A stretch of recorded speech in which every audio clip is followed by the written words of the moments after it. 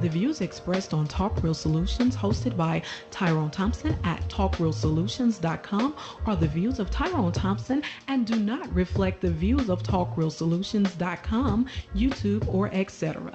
The content here belongs to Talk Real Solutions and its many contributors. Views and opinions expressed by all contributors belong to them and not talkrealsolutions.com or Tyrone Thompson, the host, or etc. All data and information provided on the site is for informational purposes only. Talk Real Solutions makes no representations as to accuracy, completeness, correctness, suitability, or validity of any information on this site and will not be liable for any errors, omissions, or delays in this information or any losses, injuries, or damages arising from its display or use. All information is provided on an as-is basis.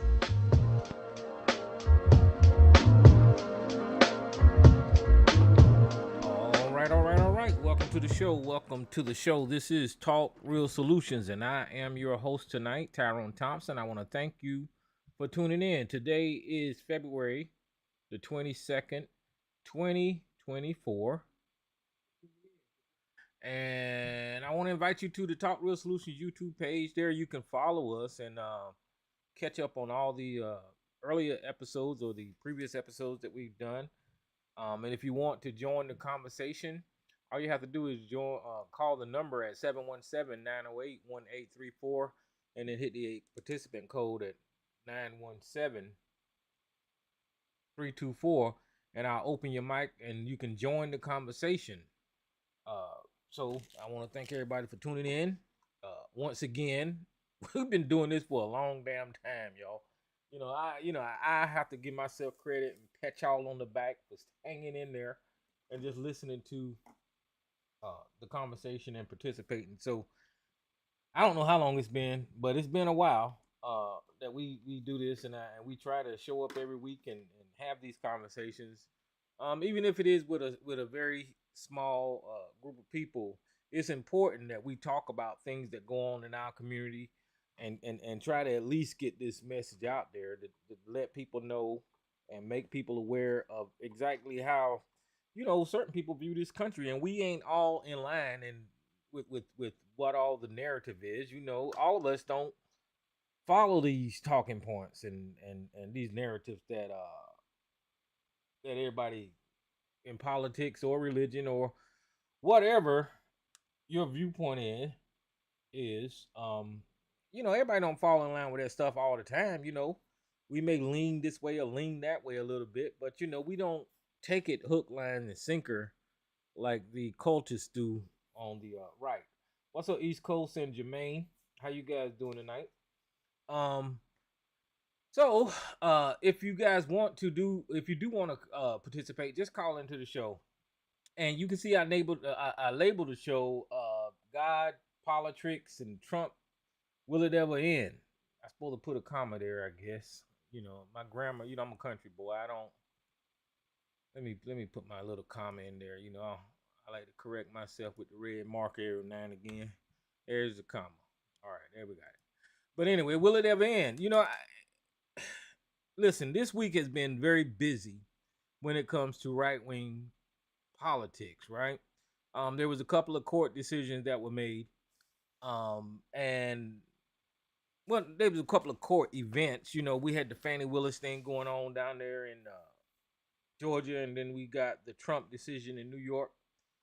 And all of that stuff is important, and not only that, you got the Jack Smith case, the documents case that's going on in Florida. All of this stuff is going on while a political cycle is going on, and it's confusing to me. It's not really confusing. I understand it, but it's like I can't believe that the people who say that they love this country would still support someone who's anti-American. All of these years, we've been listening to the right Republicans promote how proud they are of American, how patriotic they are, all of that stuff, and all you can see is anti-American stuff coming from the right. Everything that you see coming from the right is anti-American. Um, and it's bewildering, and I'm pretty sure more than I just got all these confusing feelings about what we're witnessing here, because you can't explain it. You can't explain what we are witnessing when it comes to the political right in this country. It used to be well defined, uh, the other side's point of view when it comes to politics, right? It used to be well defined. See, and I happen to be looking at the chat room when I see this dumbass motherfucker that eats horse pills put in Captain America. So let me back up. My name is Richard Thompson.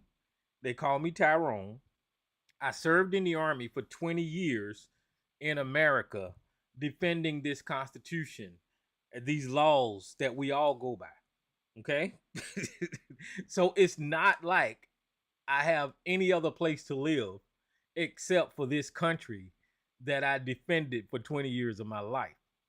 So, having that experience and that background, I do have some say so about the country that I live in. Unlike you, ABC, who don't give a fuck about the country because you watched millions of people die in this country and you supported their death during a global pandemic, right? You fall for the conspiracies of QAnon and people of that ilk who has nothing but anti-American and terrorist views against this country. So yes, it bothers me to know that the documents that I spent defending for 20 years of my life is getting ignored. When I, as a black man, cannot walk out in the street unless, did I spell February right? Hold on for a minute. I might have spelled February wrong.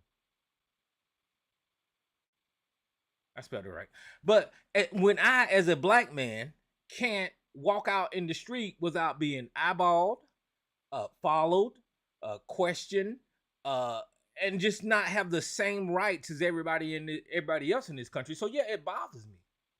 So you can call me Captain America, or let me correct your little saying there. You can call me Captain who wants America to get on the right goddamn track.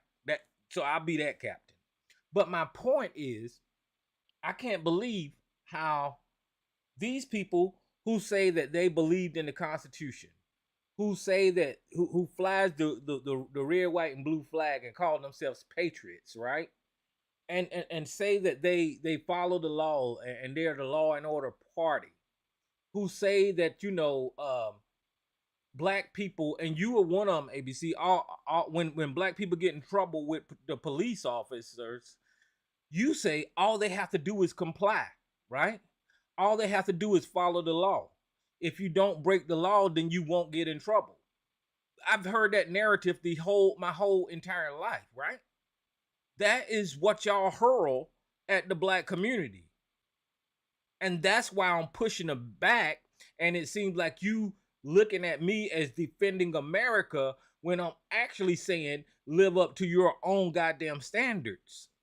Whenever y'all tell black people to follow the law, we watch white America or white Republicans break the law, and you look for an excuse or a way out whenever you get caught up. Look at Rudy Giuliani. Look at Ken Cheeseborough or the people who participated in January the 6th, right? Look at all of these criminals that whenever they break the law and somebody try to hold them accountable to the law, they want to say that the law is wrong. I don't understand it. And that's what's bewildering about what I'm witnessing here, right? Donald Trump broke the damn law. And time again, as this justice system told him that there wasn't no election fraud, you still have Sergeant ABC defending him because the justice system said that they want no election fraud. Whenever, time and time again, Georgia did recount after recount after recount, and they said there was nothing wrong in Georgia, you still have Sergeant ABC defending the criminal, right? Time and time again, when Jack Smith has indicted him about the documents case and he broke the law when it came to the documents, what the fuck? You still have them idiots defending him, right? Time and time again, when you see Donald Trump using his influence and his position in society to grift money from people like Sergeant ABC to pay for his legal cases, whenever you see that Donald Trump put forward his daughter-in-law, Laura Trump, to be the head of the RNC, and she blatantly states that she's going to take that political party's money that they gather and pay Donald Trump's legal bills, how the fuck can y'all not see that there is something wrong with that? Because that political party, right, is supposed to represent at least, or a portion of America, that's half of the voting demographic. It's not supposed to represent one person. Never has. But all of a sudden, during the era of Trump, the RNC is positioning itself to dedicate all of its finances to one fucking person. How the fuck can these people still support this criminal? We seen in the E. Jean Carroll case where this man got to pay over $83 million because he sexually assaulted this person. The justice system said that's what happened. He got found civilly liable for assaulting someone sexually. These people still support this guy. You know, if it was a black person with all of these criminal charges on their record, they would immediately disqualify him. They would tell us how we should not listen to it. And I'll give you an example. Soon as George Floyd was murdered by a police officer, the first thing that you heard out of these people's mouth was about George Floyd's criminal record, right? Telling us his history about how many crimes he had. When Ahmaud Arbery got chased down and murdered by those terrorists and racists down wherever he got murdered at, the first thing that we wanted to talk about was Ahmaud Arbery's history, right? When Trayvon Martin was murdered by George Zimmerman, a high school student, a child, we talked about what was in Trayvon Martin's locker, his history. But whenever we see and witness this individual commit crimes in front of our very eyes, they ignore it. They call it a Democrat plot. They call it, what do you call it? Election interference. They don't want him to be back. The Democrats don't want him to be back in office. It bewilders me how these people can constantly put these blinders on and ignore the crimes that this guy commit when they can see with their eyes wide open when it comes to black people, right? They will dox a black person so fast. You know, they will dig up his criminal history. They dox black people so bad. Martin Luther King during this time period got doxed, right? We heard about his affairs and all of that kind of stuff because he's a black man and people was trying to, you know, smear his name, right?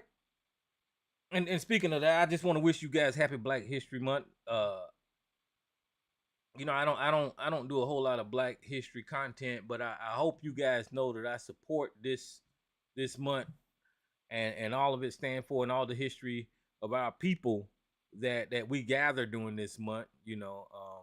So it's not forgotten by me that this is an important time in American history when people do need to, at least take a pause and acknowledge and learn more about our community. So, having said that, yeah, they dox Black people. They look at our criminal history and they try to use that in such a way to where they don't take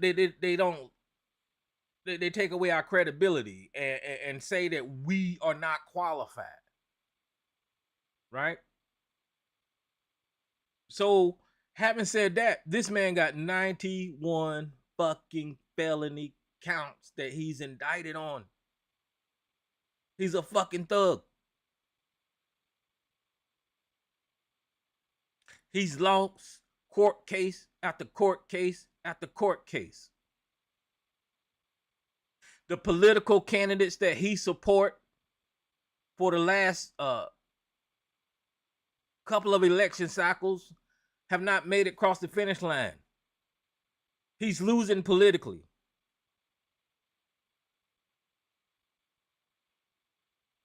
He loses constantly. He commits crimes.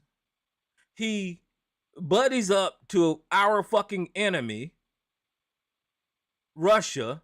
No matter what the fuck Sarge say, Russia has always been our enemy, right? He looks up to China and receive money from China. His son-in-law received $2 billion from Saudi Arabia, the country with the archaic system of still chopping people's heads off, right? He looks up to the North Korean dictator, the Turkey authoritarian leader, and he shits on our allies. So what the fuck is American about that? I am an American. I'm not like somebody used to say that didn't claim to be American on this show. I'm clearly American. I was born in Brooklyn, New York, and raised in Fairmont, North Carolina. Hence the country accent. You know that I'm American. And being American, we have a set of laws that we have to follow based in the damn Constitution. This man has told us that he will do away with the Constitution. So I don't know who the fuck we dealing with.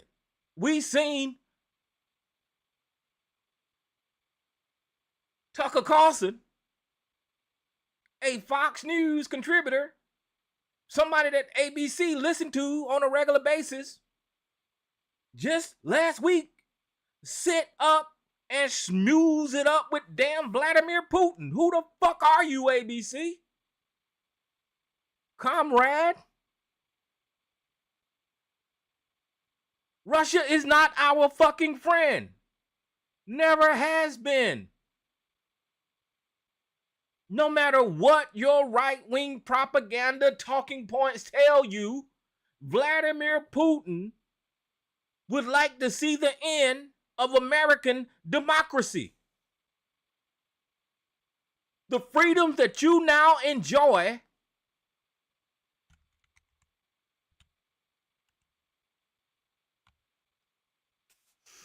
Vladimir Putin is trying to get rid of. Just look at his fucking country. He just murdered one of his only political rival.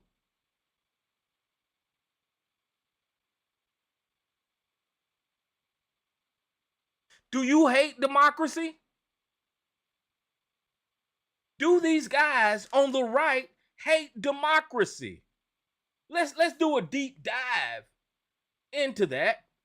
Let hold on, because there's got to be something there. I'm just going to go off for a little bit, and I'm going to give you guys, you know how I just think on the fly, and I'm trying to figure out why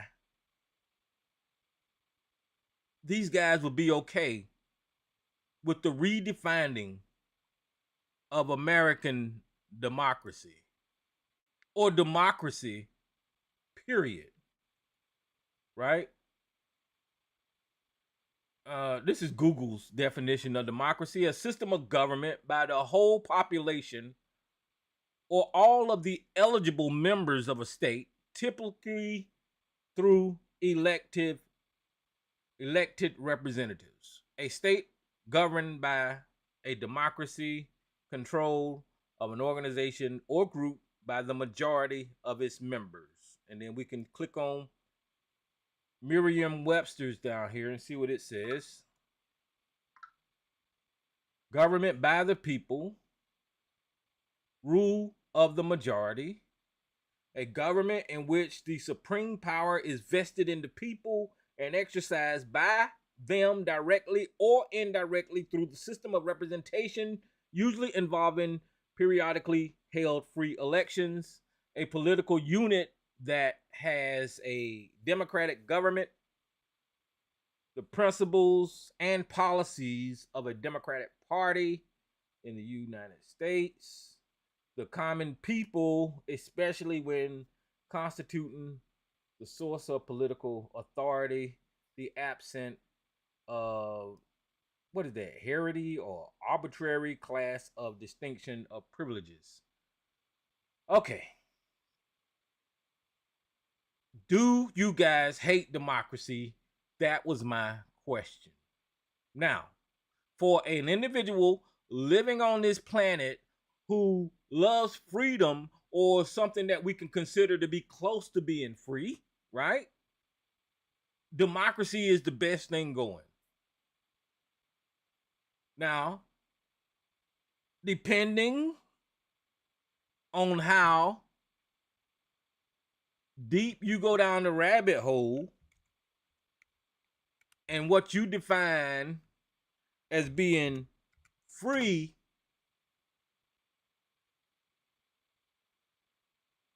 right? And some people might say that it's subjective, but I look at being in an American democracy as being free.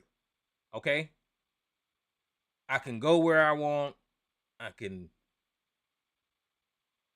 go and eat and have any job or career that I put effort into getting. I can live how I want. I don't have to answer to the government to move freely in this country.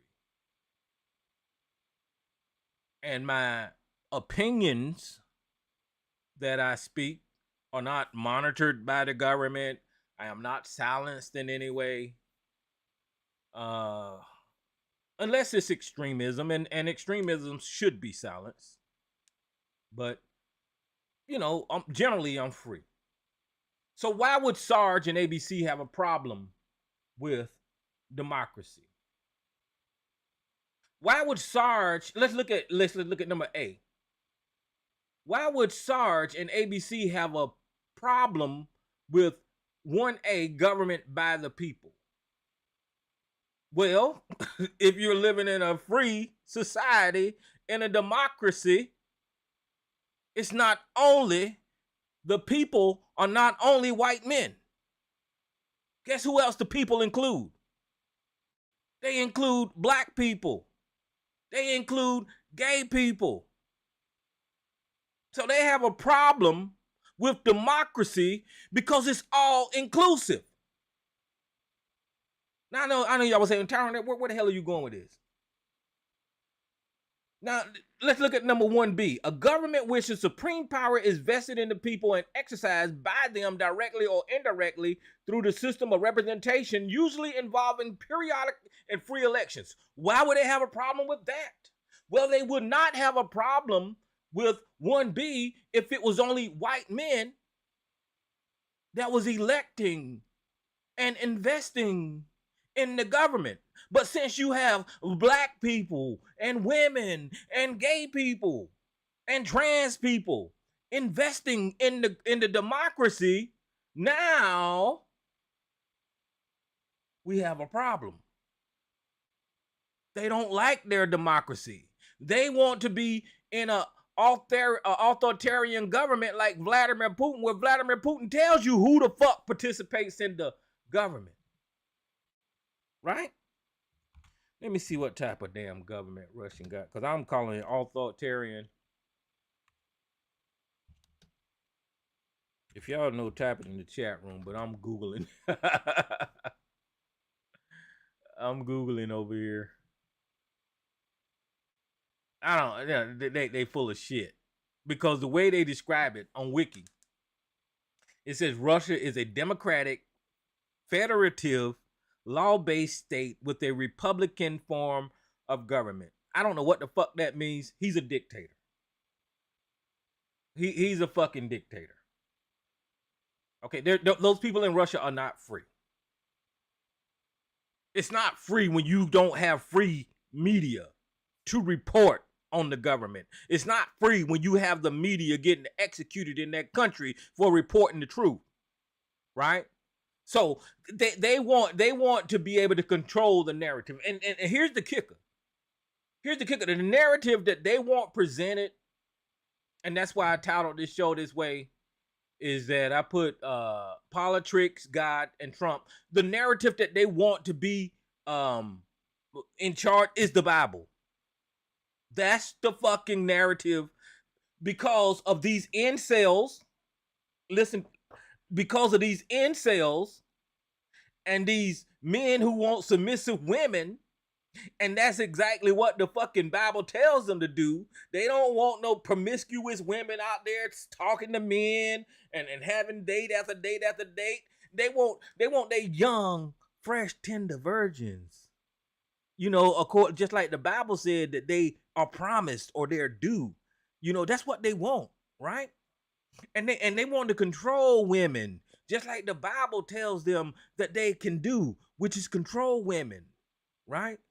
So instead of a democracy, they want a theocracy so they can control women and tell black people and gay people that you are an abomination according to our belief system, according to our laws.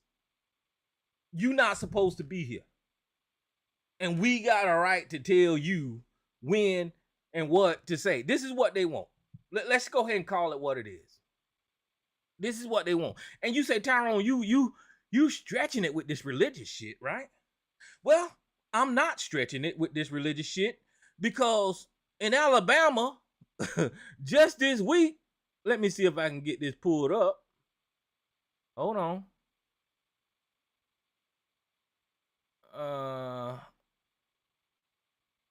Let me put it over here.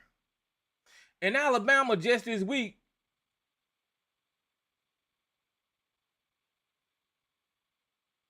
a religious damn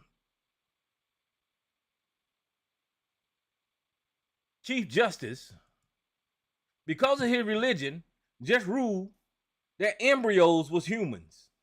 Now, I'm sorry, and I'm all for embryos just like the next person, but I come on.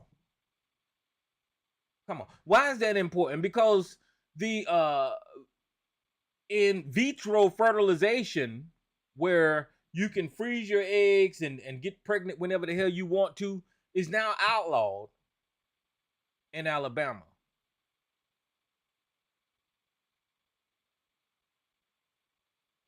Because of religion.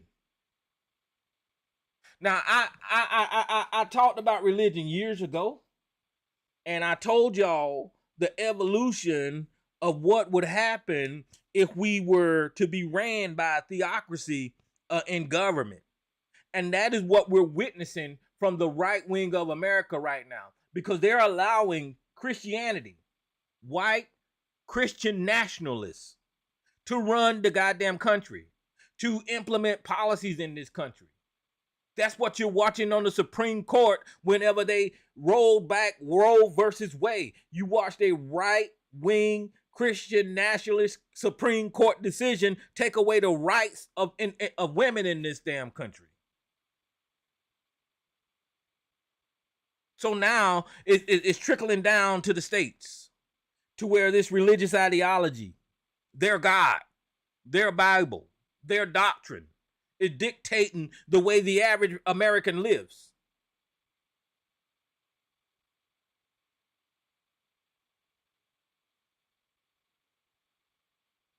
This is the dangerousness of religion. Because once you start using your religion to implement political policies, it ain't no good for anyone. I don't give a shit about your God. I don't care what you believe in. You can believe in fucking muskrats. You can believe in Jesus Christ. You can believe in fucking donkeys. I don't give a shit. Pray to your goddamn donkey. Keep it to your motherfucking self. Pray to your damn Jesus that walks on water. Keep it to your motherfucking self, but keep it out of my laws.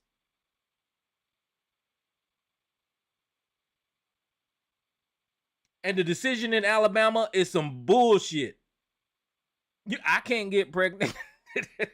But it bothers me because it takes away more rights and freedoms for more Americans as they slowly walk back the freedoms that we enjoy as Americans in this country. But you won't hear these right-wing extremists. You won't hear the Trumpists talk against it because they want to be Russia. They want to control everything about your life. They want to be Vladimir Putin.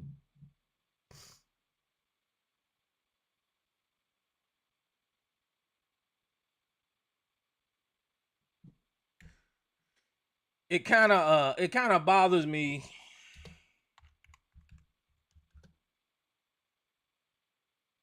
What was that man named that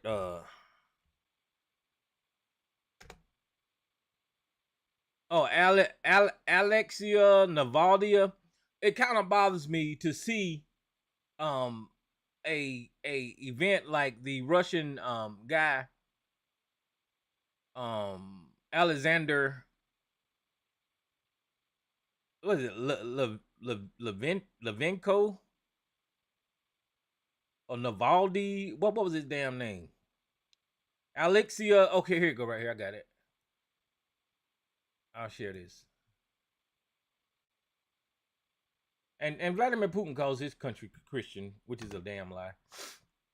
Here you go. Alexia Navalny. He died. I think he was like 40 some years old, maybe 50.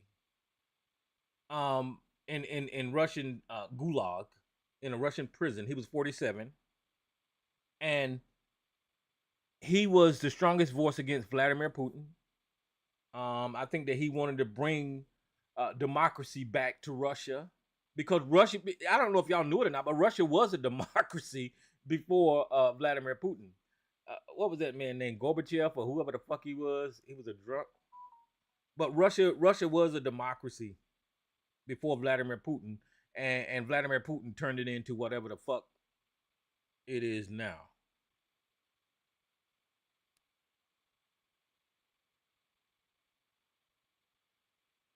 Hold on.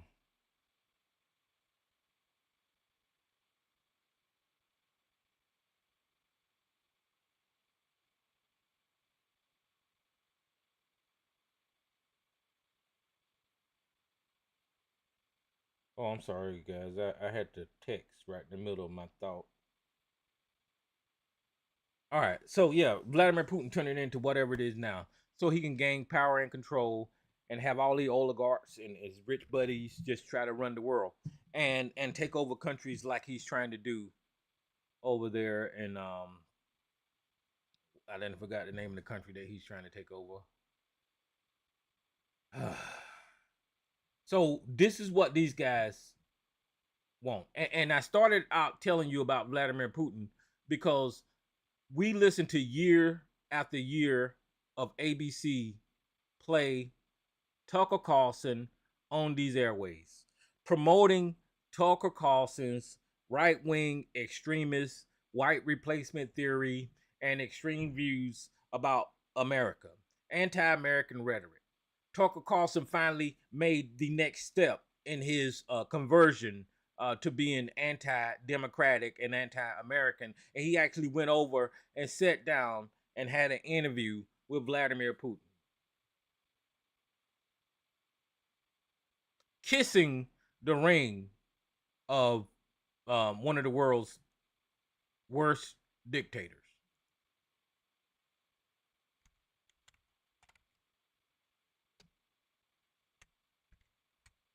He being a host of one of America's largest cable news propaganda networks, having all kind of influences, so much so that it trickled down over here on little old Talk Real Solutions in the form of a fucking idiot who promotes Vladimir Putin. Once again, Vladimir Putin, Russia is our enemy. So Tucker Carlson finally made it to Moscow and sit down and interviewed with Vladimir Putin. And these guys are not saying that there's anything wrong with Tucker Carlson committing treason, going to Russia, talking down about America to our enemy. These guys are not saying that there's anything wrong with that. Ukraine was who I was trying to think of earlier. Let's see what this article say.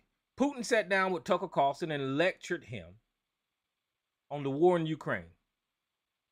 Stop right there. Even the headline, Ukraine, even though, and let me give you this caveat, has a lot of corruption historically, and a lot of rich oligarchs and rich Americans has been over there stealing people's money. It was a democracy. The people was free, right? But that's not unlike any other fucking country, like Mexico, who ran by the goddamn cartel, and they allowed drugs to flow through the southern border to this goddamn country. So you got a lot of corrupt. That's not unlike America, who's ran by these corrupt politicians, who the politicians are invested in the fucking drug industry. So much so that we have been stationed in Afghanistan where the poppy fields are. And all of a sudden, at the same time, while we're in Afghanistan, you have America become overdosed on these goddamn drugs that is made from the poppy seed. So now everybody's corrupt. But the point that I'm trying to make about the difference between Vladimir Putin, Russia, and the rest of the corrupt world, even Germany is corrupt, and the rest of the corrupt world, is Vladimir Putin got his feet, his boot on the neck of his goddamn people, and they're not free. They can't speak their fucking mind. And you have this fucking lard ass motherfucker who ABC licks the crack, the booty cheek of, sitting over there kissing this guy's ass. So whenever they sitting down, they discussing the it's discussing the Ukraine war.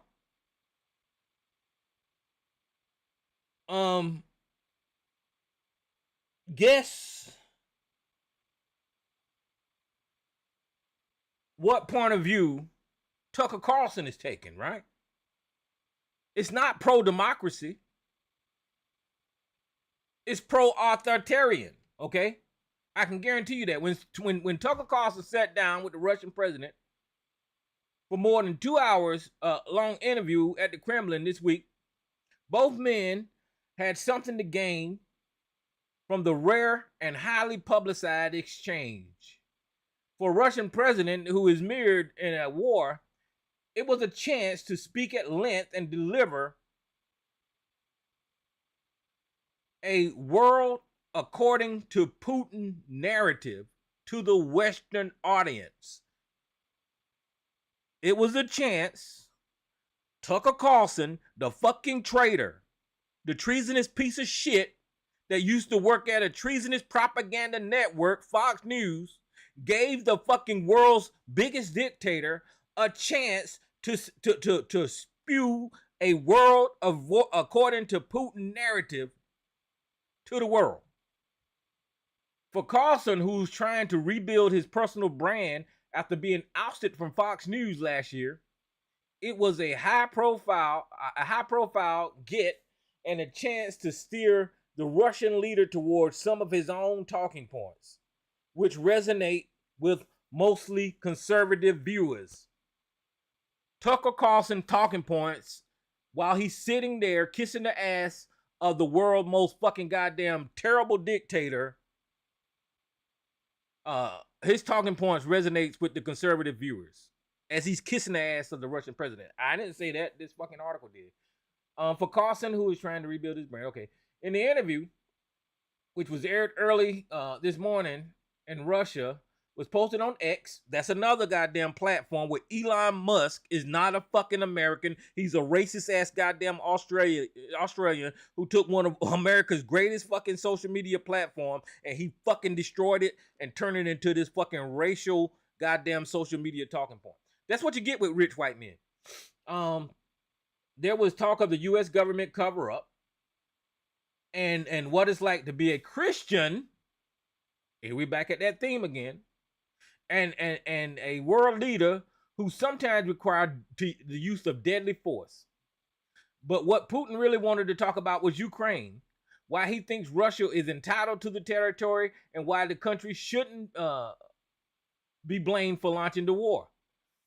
There you go. What he wanted to explain to the world is that I am entitled to take away democracy from a country that I think that shouldn't have freedom, because I'm fucking Russia. Now, whatever the historical context of that is, and I've had this conversation with Sarge here on the show about how the Ukraine used to belong to Russia and all that kind of bullshit. Well, the United States used to belong to Mexico.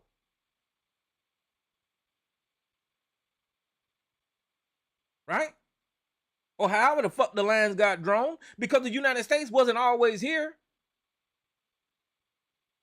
before the Europeans interfered and started drawing these fucking boundaries, right? So that whole talking point about the United States, the Russia used to belong to the Ukraine and all of that kind of, no, that whatever was established by the modern era, where these countries are concerned, at one point in time, it was really the lines was getting redrawn really fast.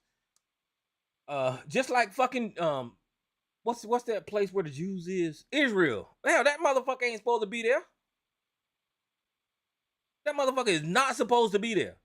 So if we want to roll back shit, we can roll back fucking Israel and give it back to the Palestinians. You know, his logic is fucking is bullshit.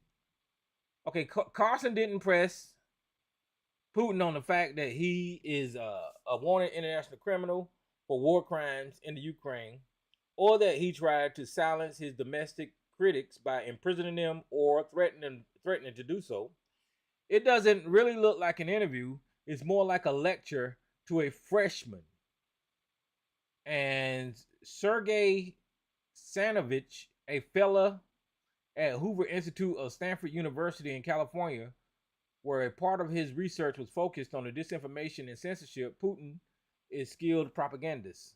Well, he is a skilled propagandist because he was KGB, and that's what they do. But I'm not gonna read this whole goddamn thing. But my point is, ABC, you're a dumbass, and Putin got you taking horse pills, and and Tucker Carlson is over in Russia, confirming what the hell I said. But here's the serious story that happened out of Russia.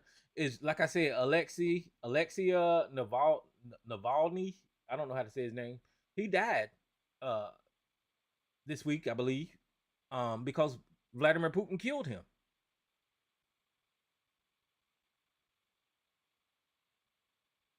Because this man spoke against Putin politically, because this man called out Putin's war crimes, because this man told us how vicious Putin is when it comes to being a dictator in Russia. He's now dead at 47 years old.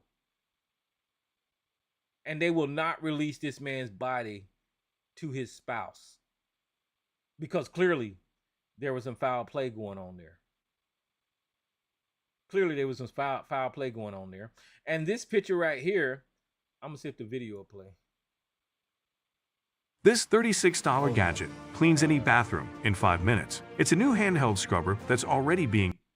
But this video right here of this guy looking healthy, incarcerated, that's him like a week before. A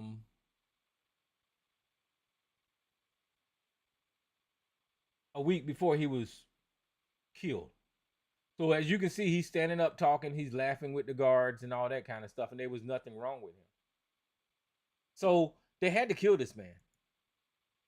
They were trying to say that he was sick or whatever, but no, they murdered this man. Vladimir Putin murdered this man.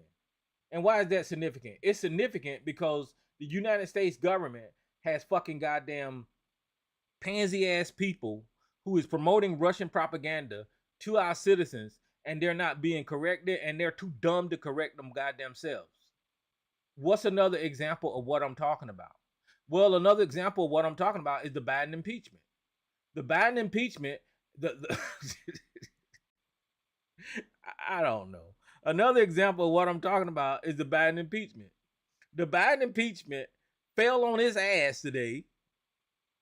Not today, but this week. Let me see if I can find that find that article. Because we had a Russian plant. Let me see if I can find it. What's that guy name? Alex Smirnov.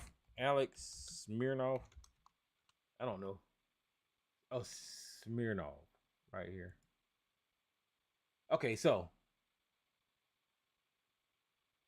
the Biden impeachment fell on his ass because the person who was the key witness, who was an ex-FBI informant, Alex Smirnov, was found to be a liar, and now he's locked up in goddamn jail. Sarge came on here. He was screaming about a 1023 form that says that President Biden and Hunter Biden received fucking $5 million apiece from the Ukraine.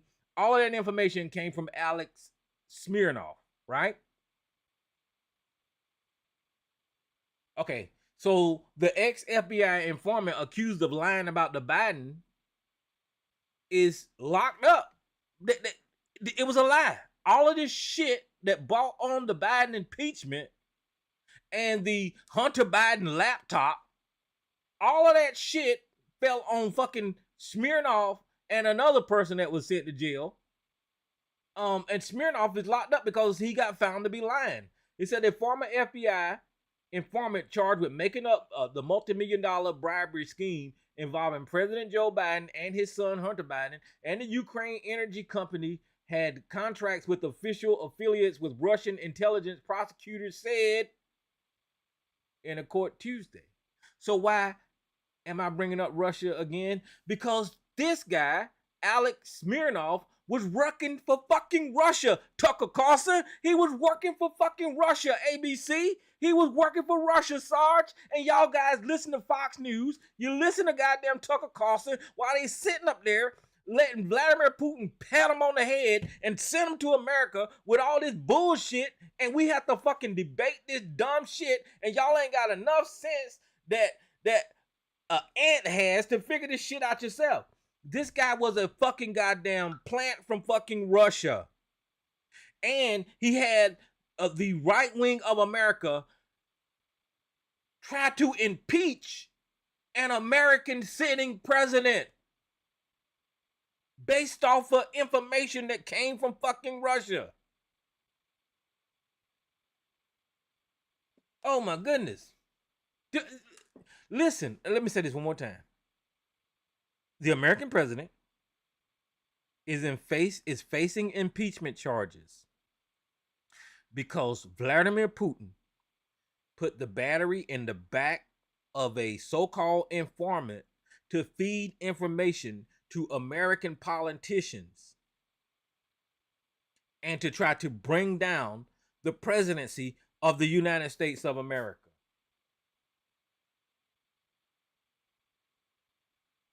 And I don't see why the fuck the Republican Party don't see what the hell is wrong with that.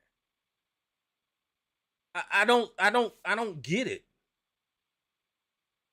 Vladimir Putin, listen, when Donald Trump ran for president, Hillary Clinton, even though I didn't vote for her, and I think that she would have been a better president than Donald Trump, Hillary Clinton told us exactly what was going on. Because she was the Secretary of State and she had eyes on all of this intelligence, I guess. And she told us Donald Trump was a goddamn Ponzi for fucking Putin. Nobody listened to her, of course. But she said that shit way back then. And Donald Trump continued to kiss Vladimir Putin's ass during his presidency, inviting Russians to the goddamn Oval Office and downing Americans during his whole presidency and attacking our allies at the same time while threatening to dismantle NATO, which is what Vladimir Putin wants. The worst thing that threatened Vladimir Putin is fucking NATO. Listen, it's strategic. Vladimir Putin is the only threat in this world to Vladimir Putin is the NATO allies. Why is that significant? Because the NATO allies is what the fuck defeated Adolf Hitler. And after the World War II, when NATO was formed and all of these countries got together to try to keep in check one rogue nation, in the chances that one rogue nation tried to take over the world again, that's exactly why Vladimir Putin won't make his goddamn move. That's why he will not shoot off no goddamn nuclear weapon, because he know Germany got him too. He know Paris got him too. He know the rest of the fucking, some of the NATO allies got the fucking nukes too, right? So it ain't got to necessarily come from the United States of America. And he know that if he acts up, then if he attacks a NATO ally, then it's not going to be just the United States fucking goddamn fighting his ass. It's going to be the NATO ally countries. He can't take on a whole fucking goddamn world fucking NATO formation by him damn self. So that's the biggest threat to him militarily. So why is that significant? It's significant because that dumbass Donald Trump and Sarge and ABC now hates NATO just like Vladimir Putin, just like Tucker Carlson. All of them hate NATO because fucking Vladimir Putin hates NATO. You dumb son of a bitches. Oh my goodness. NATO was one of the best things that humanity could have done for society, because NATO has done some great humanitarian feats on this planet. Now, has they been 100% on point? No, of course not. Not no organization is, but of course they have done some great things for the world, right? So why the fuck would he first of all give people misinformation about how people pay into NATO and use that talking point to try to discourage NATO's and its allies. Well, because, he was looking for a way to get to these dumbass motherfuckers in America and down NATO and tell us, why NATO ain't no good. And then they have us talking about, well, such and such ain't paying their fair share, or such and such. That ain't even the conversation. What are they doing for the fucking planet? What are they doing for the world? What the fuck is NATO doing?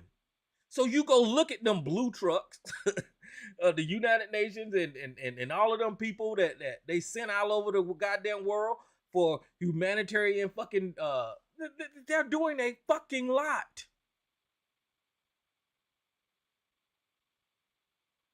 And the only time NATO came together to defend a fucking country was after 9/11, when America got attacked.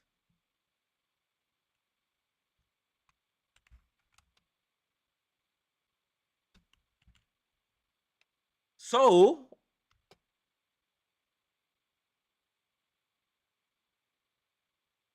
we owe it to the rest of the NATO nations to live up to our word as a country.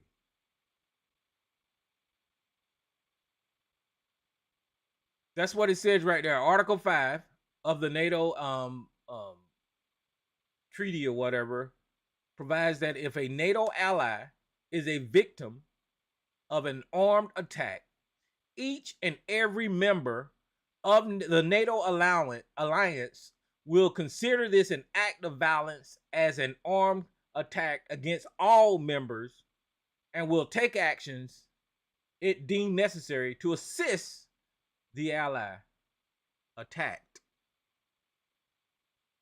So when we were attacked on 9/11, they invoked Article 5 of the NATO treaty, and they came to our aid, and they gave us bodies, they gave us ammo, they gave us money, they gave us troops, they gave us assistance in pushing back against the 9/11 attack. And that's the only time in NATO history that thing has ever been invoked. And for us to now sit back and say that we're not going to help defend our NATO allies after they stepped up to the plate first, it's just silly to me. It's just silly to me.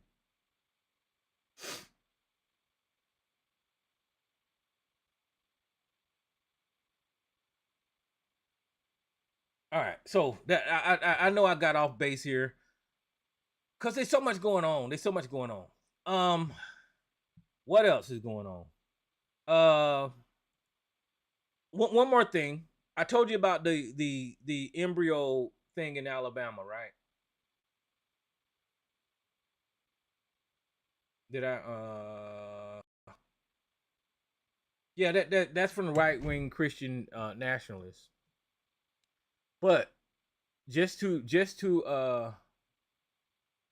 try to drive my point home about how religion is taking over politics in America, that's Mike Johnson, the Speaker of the House, because the Republicans can't govern, and they got rid of the last speaker, so now they voted this guy in. But Mike Johnson is a religious extremist, and he's a white nationalist, and he's a Speaker of the House. So Mike Johnson invoked God in a GOP presentation on keeping the majority. It didn't land well. So I'm being honest about the way it was received at the GOP meeting there. But the point that I'm trying to drive home is that because he's the Speaker of the House, and there should be a separation of religion and state, that this GOP speaker now feels emboldened with his religion and his white Christian nationalism that he can give it at political events for the Republican Party.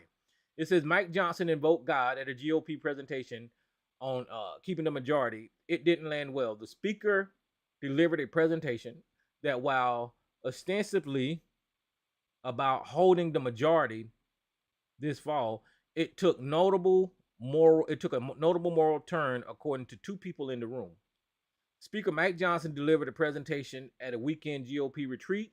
Although it was billed to map to keep the majority of the House, took on a surprisingly religious tone, according to two people in the room. Johnson private remarks in a small group of Republican lawmakers at the Miami Mandarin Oriental, that's racist, Oriental Hotel over the weekend, along both people who addressed the speech on conditions of anonymity.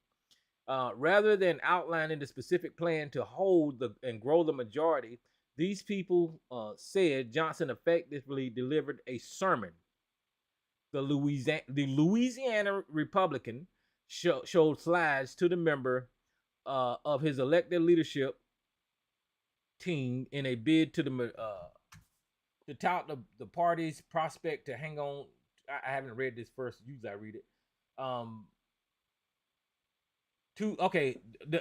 me. The Louisianan Republican showed slides to the members of his elected leadership committee team in a bid to tout the party's prospects of hanging on to his two-majority seat in November. Johnson, a devout Christian, attempted to rally a group by discussing the moral decline in America, focusing on the declining church membership and the nation's shrinking religious identity, according to both people. Now, here's the problem: is that if you're at a GOP meeting, you should be talking about what's good for Americans and what policies you can implement to help Americans come up from where they are, right? But instead, he wanted to talk about the declining morality in America and declining church membership in America. That is not the place of our political leaders to tell us how many motherfucking people go to church in this country. As the Speaker of the House, he shouldn't have an opinion on who or how many motherfuckers go to church in this country. The Speaker contended that when one doesn't have God in their life, the government or state will become their guide. Referring to a Bible verse, both people said that they added that approach fell flat amongst most of the room. So what the Speaker of the House is saying is, if you don't believe in God, then you'll fall to the state for guidance. Listen, fuck your Bible and fuck your God, and like I said, you should be implementing policy and not talking about religion. But these people are so heavily invested in promoting this ideology of God, Bible, Christian nationalism, that this guy is emboldened enough to stand in front of a meeting and actually tell other Republicans that the problem with the Republican Party is that there's not enough God. The problem with America is that, the church records are declining. And that's bullshit. This is why this is what their problem is right now. This is why y'all losing, is because y'all have doubled down on Christian nationalism. You double down on your belief in religion, in Ron DeSantis and the book ban, Ron DeSantis and the book banning and the anti-gay, and you double down on all of this religious ideology, so much so that it caused you to lose election after election with the anti-Roe legislation, with now the Alabama embryo legislation, with all of this bullshit that's anti-American and anti-Constitution and heavily religious, the anti-gay, the anti-trans, all of that shit is causing y'all to lose elections. But you're so vested in your goddamn religion that you can't, your God is going to see you through, and losing don't matter to you guys. Just making other people's lives miserable because of your goddamn religion, that's all that matters to you guys. And making Donald Trump a goddamn prophet. For some reason, y'all believe that guy was sent here by God. He said it himself. And not only that, there was other people who said that Donald Trump was put in place by fucking God. I just want to know if Donald Trump would tell us how that meeting went. If he would tell us, yeah, I sat down with the bearded guy and, he told me to be, I don't know how the hell that meeting went, but it's so stupid that I can't do nothing but laugh at it, because people always find an excuse to support a cult leader, is my point. So let me see if I got anything else. Oh, let me let y'all know about this one. Hold on for a second. All right. Donald Trump with his dumbass, he's a grifter. And this week we seen on one, he was some goddamn well, and this motherfucker started selling sneakers. There was some gold sneakers, a new grift that Donald Trump got, and hold on for a minute. I'm trying to find it. Here it is right here. On Fox News, see, this is how dumb ABC and Sarge is. Fox News, because Donald Trump started selling sneakers, Fox News was saying that black people will vote for Donald Trump because they love sneakers. What? If that ain't fucking racist? When Donald, see, I don't know why they don't have the picture up here. Let me see if I can find his sneakers.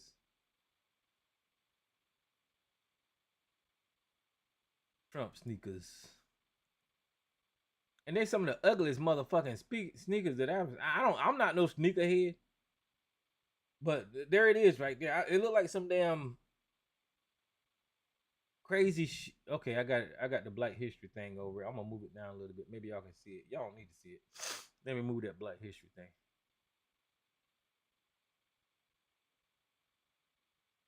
But anyway, there you see the ugly ass sneakers. Those are some ugly ass sneakers, and they selling for $399. First thought is, if the economy was doing so bad, why is Donald Trump selling sneakers for $399? If the economy is doing so bad, and Trump cares about the American people, why ain't he providing a product that could help people out and more people can get access to, right? But because it's just like the goddamn the NFT cards. It's a fucking grift. It's a fucking grift. It's just like him trying when after this court decision in New York, this is when the sneakers came out. He needs to make money. He needs to make money because he cannot afford to pay the bond for that goddamn decision that was made. But let's get into this article here. This guy, Raymond Arroyo, is the one that said that black people would vote for Donald Trump because Donald Trump is selling sneakers. There was a big win for Trump this weekend, hours after he lost. So what I'll do is I'll let y'all hear it for himself instead of me trying to stumble over this goddamn article like I do. So let's see if this is it. Hold on. Survives, which must drive his opponents crazy, because even the sneaker thing, I was on social media last night. Very interesting, as you see black support eroding from Joe Biden. This is connecting with black America because they love sneakers. They're into sneakers. They love this is a big deal, certainly in the inner city. So when you have Trump roll out his sneaker line, they're like, wait a minute, this is cool. He's reaching them on a level that defies and is above politics. The culture always trumps politics. And Trump understands culture like no politician I've ever seen. Question for you on that point, though. Yeah. Will the people that are excited about the sneakers and excited about Donald Trump, will that translate into them going out and voting for Donald Trump? Well, anybody willing to put $400 down for a pair of sneakers? Yeah, I think that's commitment and love. It's something. You're right. It's something. It's affection on some level. I don't think this is just for collectors. It's for people who want Donald Trump brand sneakers. That, again, he's connecting on a different level, and that. I hope he brings new voters into the fold, though, because I have a feeling the people that are going to go buy the $400 sneakers were probably going to vote for Trump anyway. So that's my concern. How does he get new voters into the fold? That's my concern. Hey, Sean Hannity here. All right, I'm gonna woosah for a minute because I can't believe that in America they have a cable news platform that allows this type of denigration of black people, this type of disgusting opinion about the attitude of my fucking community that relegates people that participate in politics down to buying fucking gold sneakers. It's disgusting. It's disgusting, and this is why Rupert Murdoch and Fox News was sued for damn near $1 billion. This is why Tucker Carlson and Laura Ingraham and all of these people was called out during the January 6th insurrection as being racist and anti-American because of this type of dumb shit that is allowed on Fox News. This man just said, in order for Donald Trump to have black people be interested in him, all he has to do is sell a fucking pair of shoes. That is what you are worth as a black person to the Republicans, to Fox News, Black America. A fucking pair of shoes. That's all they need to do is come up with a fucking trinket to interest you in politics. You don't give a shit about the policy because you're not intelligent enough. You don't give a shit about how none of the political decisions in this country affect you. All you give a shit about is sneakers. Even the sneaker thing. I was on social media last night. Very interesting, as you see black support eroding from Joe Biden. This is connecting with black America because they love sneakers. They're into sneakers. They love this is a big deal, certainly in the inner city. So when you have Trump roll out his sneaker line, they're like, wait a minute, this is cool. He's reaching them on a level that defies and is above politics.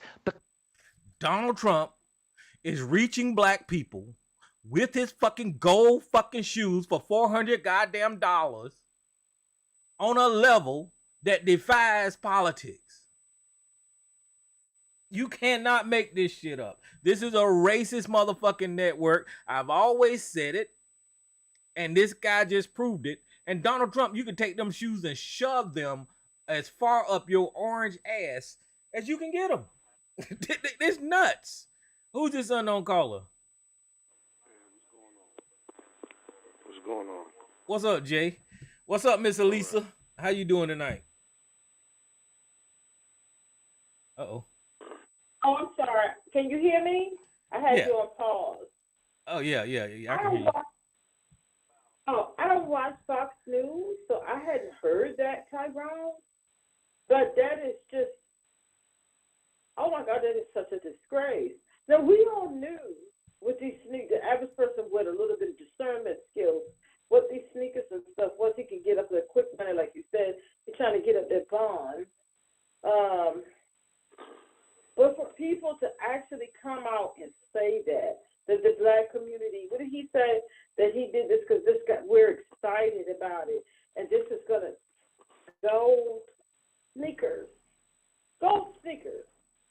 This is what that party, this is what these people think of you. And I saw someone else, a woman last week, was saying, I think it's a good idea because he's trying to reach a certain demographic. And I said, you know what? And he's showing you what he thinks of that demographic. He's showing you what he thinks of you. And then also, I want to put this out here. Like last week, he was calling, what is the girl, the woman from New York? Letitia James. Letitia James, and calling her peekaboo. Y'all know what he's saying, right? Y'all know what he's calling her. A jigaboo. Yeah. Yeah.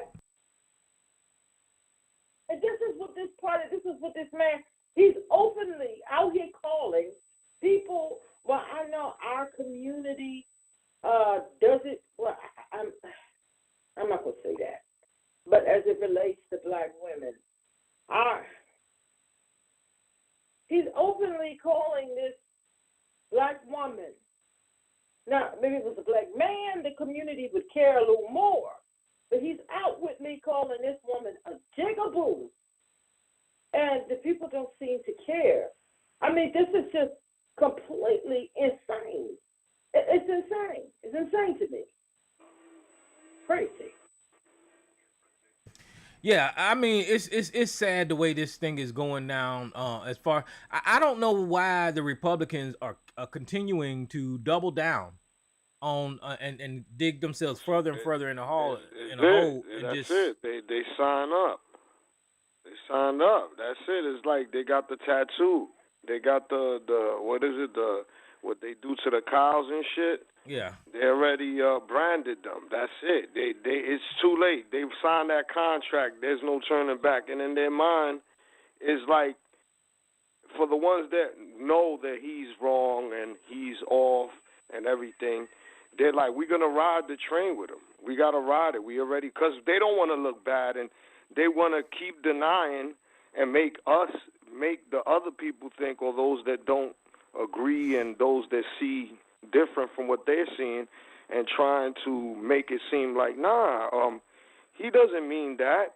He's not saying he's doing, like all this diversion to justify them still supporting him, and to also secure their mind and give themselves security, that they already signed up, and I wanted to say before, it was Boris Yeltsin that you was talking about as the Russian president prior to Putin, which Gorbachev was the one that opened up the USSR, where Ukraine became its own, right? And other places, the Czech Republic and all other places in Europe. So then Boris Yeltsin comes in, and there's a documentary out there that you can look at where they was talking about when this guy was KGB, that he was extorting Boris Yeltsin, because Boris Yeltsin was getting caught up behind the scenes doing stupid shit, and I don't know what, I forgot what it was. It's not that I don't know, I forgot. It was more than the alcohol, because he was drinking, falling, they was catching him in places. I don't know if they caught him with prostitutes or something, where Putin had that over his head, and he told him, you resign or we're going to put all this out. So there was a thing that there was a structure where he was kind of already had something over him, and he was already making his move to try to move up to the presidency, and that was another thing. And then you talked about religion with Mike Johnson, and what I think is that when he's inserting, a lot of these people are inserting religion, is just like the politicians, right? They see that they're losing. Like religion right now, in a lot of places, people are turned off, right? So you see the Catholic Church, the Christian Church. If you notice, like those evangelists and all these people that are on TV now, they're trying to modernize them. So you see younger people dressed like urban, so-called urban clothing, trying to make them look hip and like now, like now time, not the old preacher, which they still have those, but I'm saying that you see that slowly but surely moving in, and they have more of the, a younger evangelists and all these so-called reverends and, things and bishops to try to bring in the people because they're losing a lot of people. The Catholic Church, they did a public, that was spoken publicly, that they're losing people. They're stirring away because of a lot of the things that's happened with the Catholic Church history with the molestation and things like that, and also people saying that, seeing that all these things that's happening around the world and religion hasn't been able to solve those problems. People going through whatever struggles, but, a lot of people have been turned off and said, look, I'm not going to. That doesn't mean that they don't believe in a God. What I'm saying is that they're stirring away from the church. These guys, Mike Johnson wants the traditional people to come back so they can control. It works hand in hand. So I think that even in politics, just like they don't want to let go of the positions that they have, some of these elders, because they want to keep running it the way they've been running it with this old structure. And so I think that those things kind of connect in various ways. But again, I think, with Mike Johnson inserting religion into it is to kind of utilize it in a tool of also trying to bring in people, I think, as a recruiting, and at the same time, convincing people that, no, this is the right way of doing things and making it standard. Like, yeah, we can mix the church thing or religion with this because that's the way God intended it to be. And people, keep pushing it and pushing the envelope, just like Trump been pushing the envelope to, do things that were illegal and push the law as far as possible and see how he could bend things. And, so again, Mike Johnson, I think that he has a strategic way. And again, for them, I think they threaten. They're losing a lot of people. The country's changing in various ways, not only by color or political power, religion. I'll leave it there. Yeah. Hey, what's up, Jabbar? Welcome to the show, man. How you been doing? I've been listening to you all for a good little while, and I said, let me call in here tonight and see what's going on, maybe give my point of view or something. But just for full disclosure, I am a Trump supporter. I am registered independent, though, so I Wait a minute. pretty much look at it. So today, like right now, Good luck, talking, good luck, brother. You're a Trump supporter. Is that what you just said? Yes, that's what you heard. That's what okay. you heard. Go ahead. And I hear Sarge beating y'all up all the time, and I really feel sorry for y'all when Sarge get on here, because y'all team up on him, and y'all. I mean, it's obvious that you all are backpedaling from Biden right now. But anyway, I'll start with that. Okay, so let me ask you this then, brother.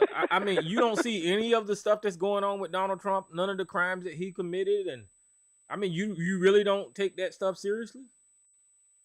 Yeah, I take it seriously, but until he's convicted and gone through the appeals process, I mean, in my mind, he's innocent until proven guilty. Okay, so let me just take one instance, right? When you said until he's convicted in a civil case in New York with E.J. and Carroll, of course that's not criminal, but he got found liable for raping someone. I mean, well, I mean, most people I know that rape somebody are in jail. They don't get no civil penalty. So you're talking. I mean, to me, someone could accuse me of doing something years down the road. Okay, so let me clarify it for the people. Is that whenever you get convicted of a crime, you get jail time. Whenever you get found liable in a civil court, you pay money. Right. So he had to pay $83 million, which means he was guilty civilly for raping someone because he has to pay the money. Correct. And that's what the court found, and he has to pay the fine. I don't have an issue with that. I just don't believe Jabbar, that he because you agreeing that he had to pay the fine, you're saying that he did it. Do you understand that? Right, he's guilty. No. Okay. That's what that jury or that court ruled. That's the determination they came to. But if he actually did it, he should be in jail. No. Listen, you got to separate civil from criminal. Criminal, I understand that. criminal, he would have been in jail, right? Civil, he has to pay a fine. When you get found guilty criminally, you go to jail. When you get found guilty civilly, like OJ did, you pay money. You pay money. So he got found guilty civilly, so he had to pay a fine, which means he, according to that jury, did what he was accused of. Well, according to the jury, yeah, but there's no evidence that he did it. Oh, Jesus. I mean, okay. All right, let's go to the next case. Go to the next case. Was there any semen found?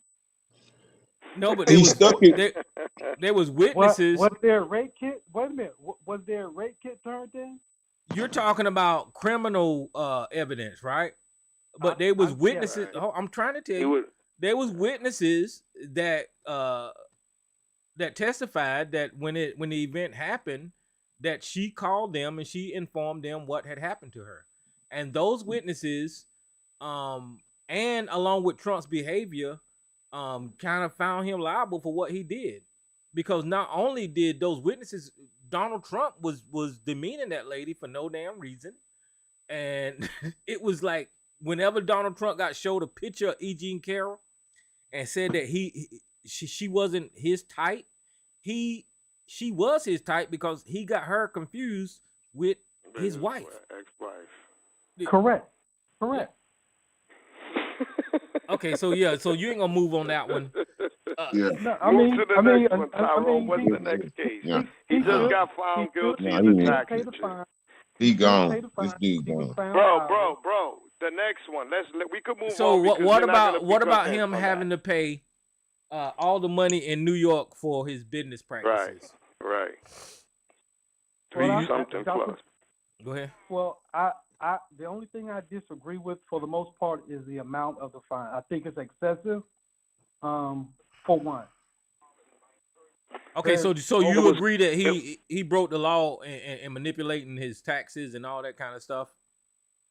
Well, from my reading of the decision, it appears that those who were charged with sending the correct information to the different banks, they didn't send the correct information, or they either overinflated it. But when it comes to property taxes, which I kind of compare this to, the only entity that determines the value of your property is the county.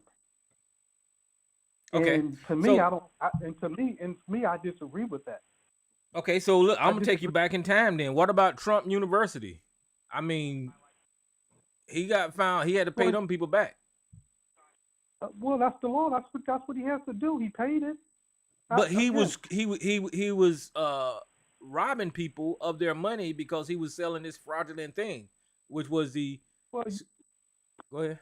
I wouldn't call it him robbing it now. Come on, Tyrone.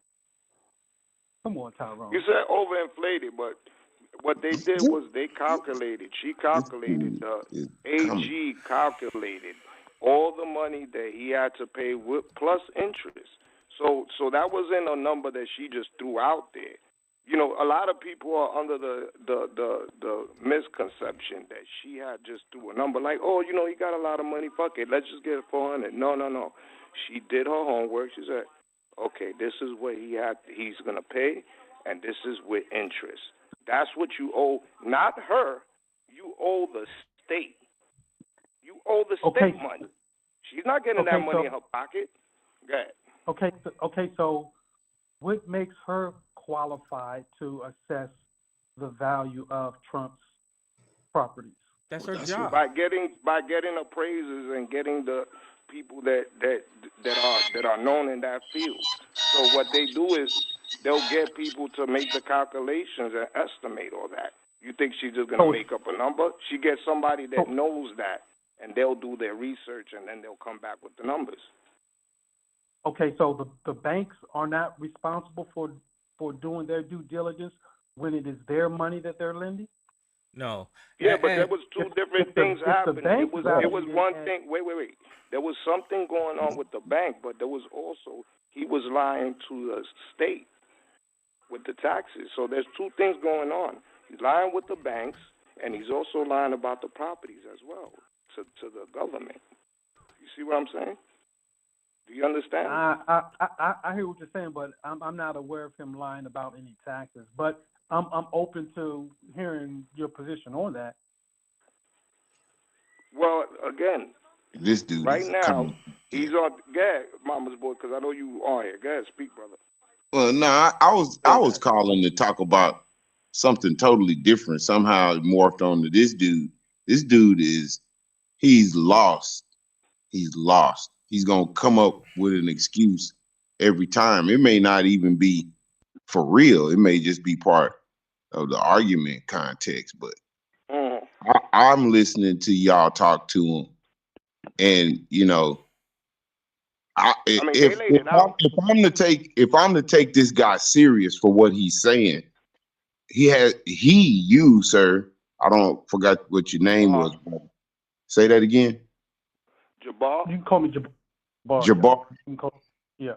Now, I'm not accusing you of being something you're not, but I'm just taking you at your word. And if your word is your bond as you spitting on this line, you're a dumbass. You a dumbass. You're a plain and simple minded dumbass that will get fooled into anything and will follow anybody that spits the right flavor to you, because you did not mention one time the gravitas of a person swindling money. I mean, you condone stealing? Your son steals a piece of candy at the store just because it costs 5 cents, you gonna just blow it off? No, you're gonna stop your child and say this is not how we do it. But it's okay for Donald Trump to steal from St. Jude, to steal from the constituents of New York, to fool the banks into loaning him more money than he should have got. And he shouldn't have to pay the difference in what he should have got versus what he got, plus the benefit of having that, plus the interest. And you making an excuse for that? That is somebody who is either just obstinate on purpose or they a dumbass. Now, Tyrone, Donald Trump has done what y'all were describing that caused me to buzz in the first place. Before, this is not the first time that he has racially mixed a word. Because remember, he called the sister and her daughter riggers. Do y'all remember that? Election riggers. Yeah, I remember. Okay. Now, just in case this brother on the line has an excuse for everything, try to find the excuse for the Central Park fire. And Donald Trump to this day still stands on the fact that he feels like those men should be put to death. They should die because they actually raped the woman. He still feel that way. So as long as you supporting somebody that feels like, you know, murdering young black men for no damn reason, hey, more power to you. Peace, y'all. All right. And just talking to Jabbar, I dug up some more information about, I guess, what Mama's Boy just kind of alluded to about some of Trump's scams. And I'll just put it here on the screen, Jabbar, and you can listen or look at the screen. In 2019, Donald Trump was ordered to pay over $2 million for illegally using the Trump Foundation funds. The New York Attorney General, Letitia James, released the following statement after Donald Trump was forced to pay over $2 million in a court-ordered damage to 8 different charities for his illegal misusing charitable funds at the Trump Foundation for political purposes. Not only has the Trump Foundation shut down for its misconduct, but the president has been forced to pay $2 million for misusing charitable funds for his own political gain. Charities are not meant to be a means to an end, which is why the damages speak to the president's abuse of power and represent a victory for not not not for profit that follow the law. The funds have finally gone to where they deserve, to 8 credible charities. My office will continue to fight for accountability. No one is above the law, not a businessman, not a candidate for office, not even the president of the United States.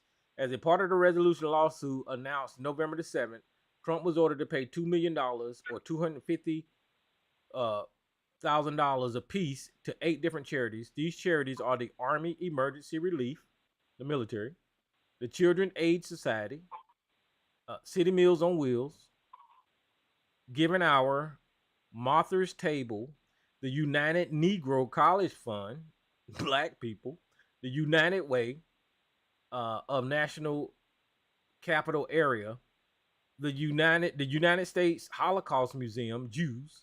Additionally, Trump was forced to reimburse his namesake foundation for $11,000 for sports paraphernalia and champagne purchased at the charity gala, which was added to the $1.7 million already in the foundation bank account. The combined $1.8 million was split evenly and recently transferred to 8 agreed upon charities. Each charity ended up receiving $476,000. So, Jabbar, I mean, God, this guy got a history of dang on stealing shit.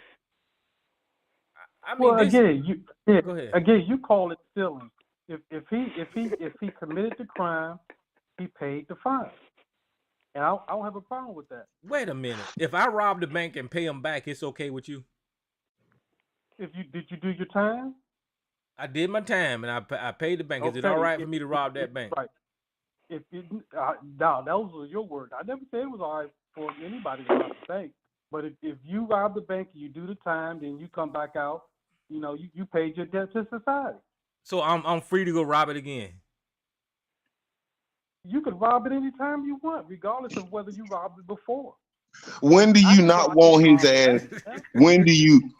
At what point of his bank robbery career do you want him no longer on the streets, because it seems that he is not going to ever stop trying to rob banks? At one point do you feel like he need to be taken out of society? After two bank attempt robberies. Oh, well, damn, okay. We got like 20 motherfucking instances of Donald Trump stealing from people.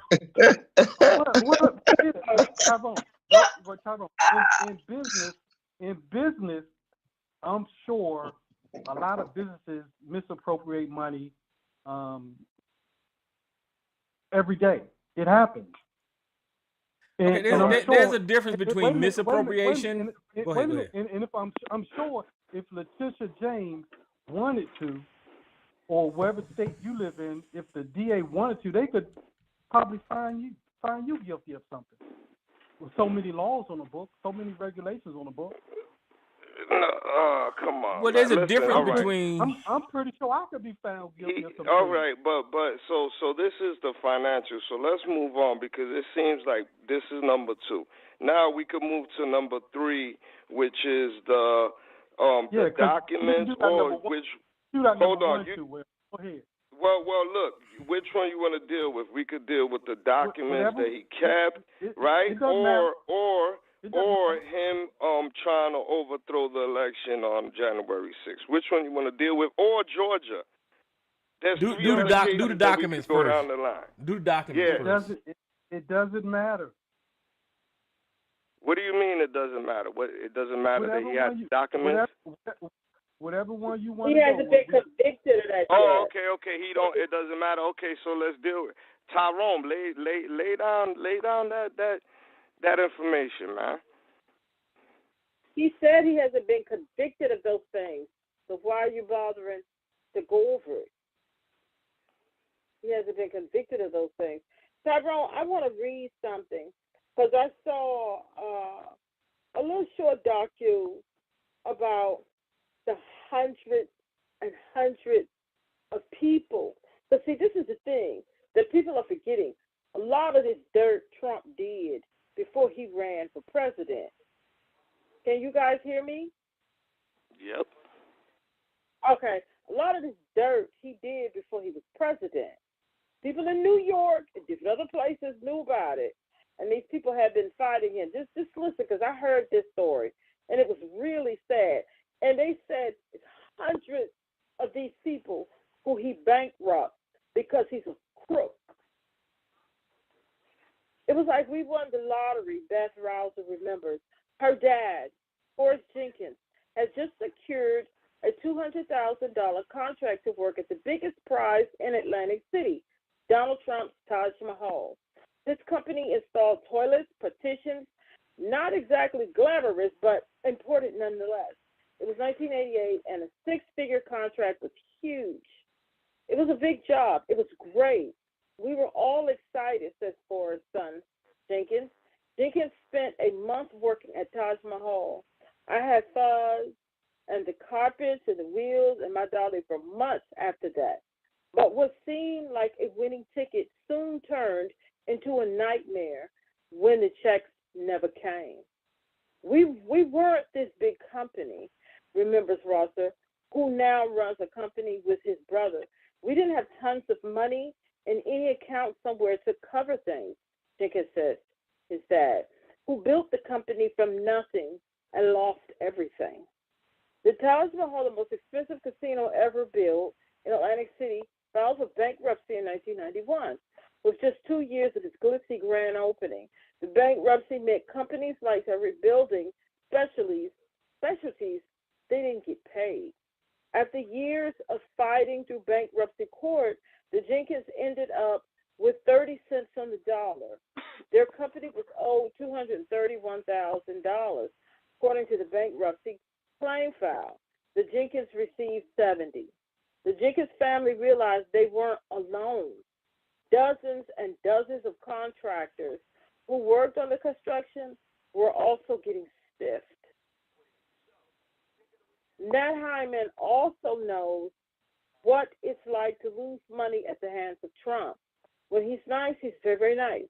When he's nasty, he's immensely nasty. He is rough as they get, said Hyman, who claims he spent years buried in litigation with Trump. In 1996, Hyman was a young entrepreneur who bought and landed a great deal. He secured a kiosk inside of Trump's Tower lobby for his costume jewelry, Landau Jewelry. His nascent business flourished, and eventually the jeweler was able to negotiate deals with Trump to open additional kiosks inside Atlantic City casinos. But then Hyman's success was stymied. He claims his kiosk inside Trump Towers was in a prime location, so Trump tried to force him out on the spot. Trump lawyers sent letters citing poor quality of merchandise and claimed Hyman says was unfounded. When Hyman wouldn't move, he says Trump retaliated against him, canceling his leases for the Atlantic City casinos, burying him in legal paperwork. I think I spent over $1 million in litigation with him, Hyman said. Hyman eventually left Trump Towers after 14 years, replaced the jeweler's kiosk with his own merchandise that bore his name. If he had to do it all over again, Hyman says he would have never gone into business with the real estate tycoon. I tried to stand up to him everywhere I could, but it's exhausting and it's silly. To him, it's a sport. To him, it's fun. A family business that was blackballed. On campaign trail in June, Trump promised the crowd that his business experiences would create thousands of new jobs. We will make it very, very good for our companies, for our small businesses, and for people that want to survive and do well in this country, Trump pledged. But Fry says his dad's small business went under at the hands of the billionaire. The Edward G. Fry Company built cabinets for Trump at Atlantic City Casino in 1980. The company was awarded a $400,000 contract to build cabinets for the slot machines, Trump Plaza. After the work was completed and approved by the general contractor, Fowle expected payment of $84,000, which would have covered the final expenses and all of the profit. But Fowle said Trump bought out the construction contract, general contractors, Perini Corporation, and then refused to make any payment. We had already worked for three general contractors, and every single one of them lived up to their word until Donald Trump came to Atlantic City. Fowle's father tried to recoup the money he was owed, but eventually gave up. Fowle believes Trump used his enormous influence to block his father's company from working on any future city projects.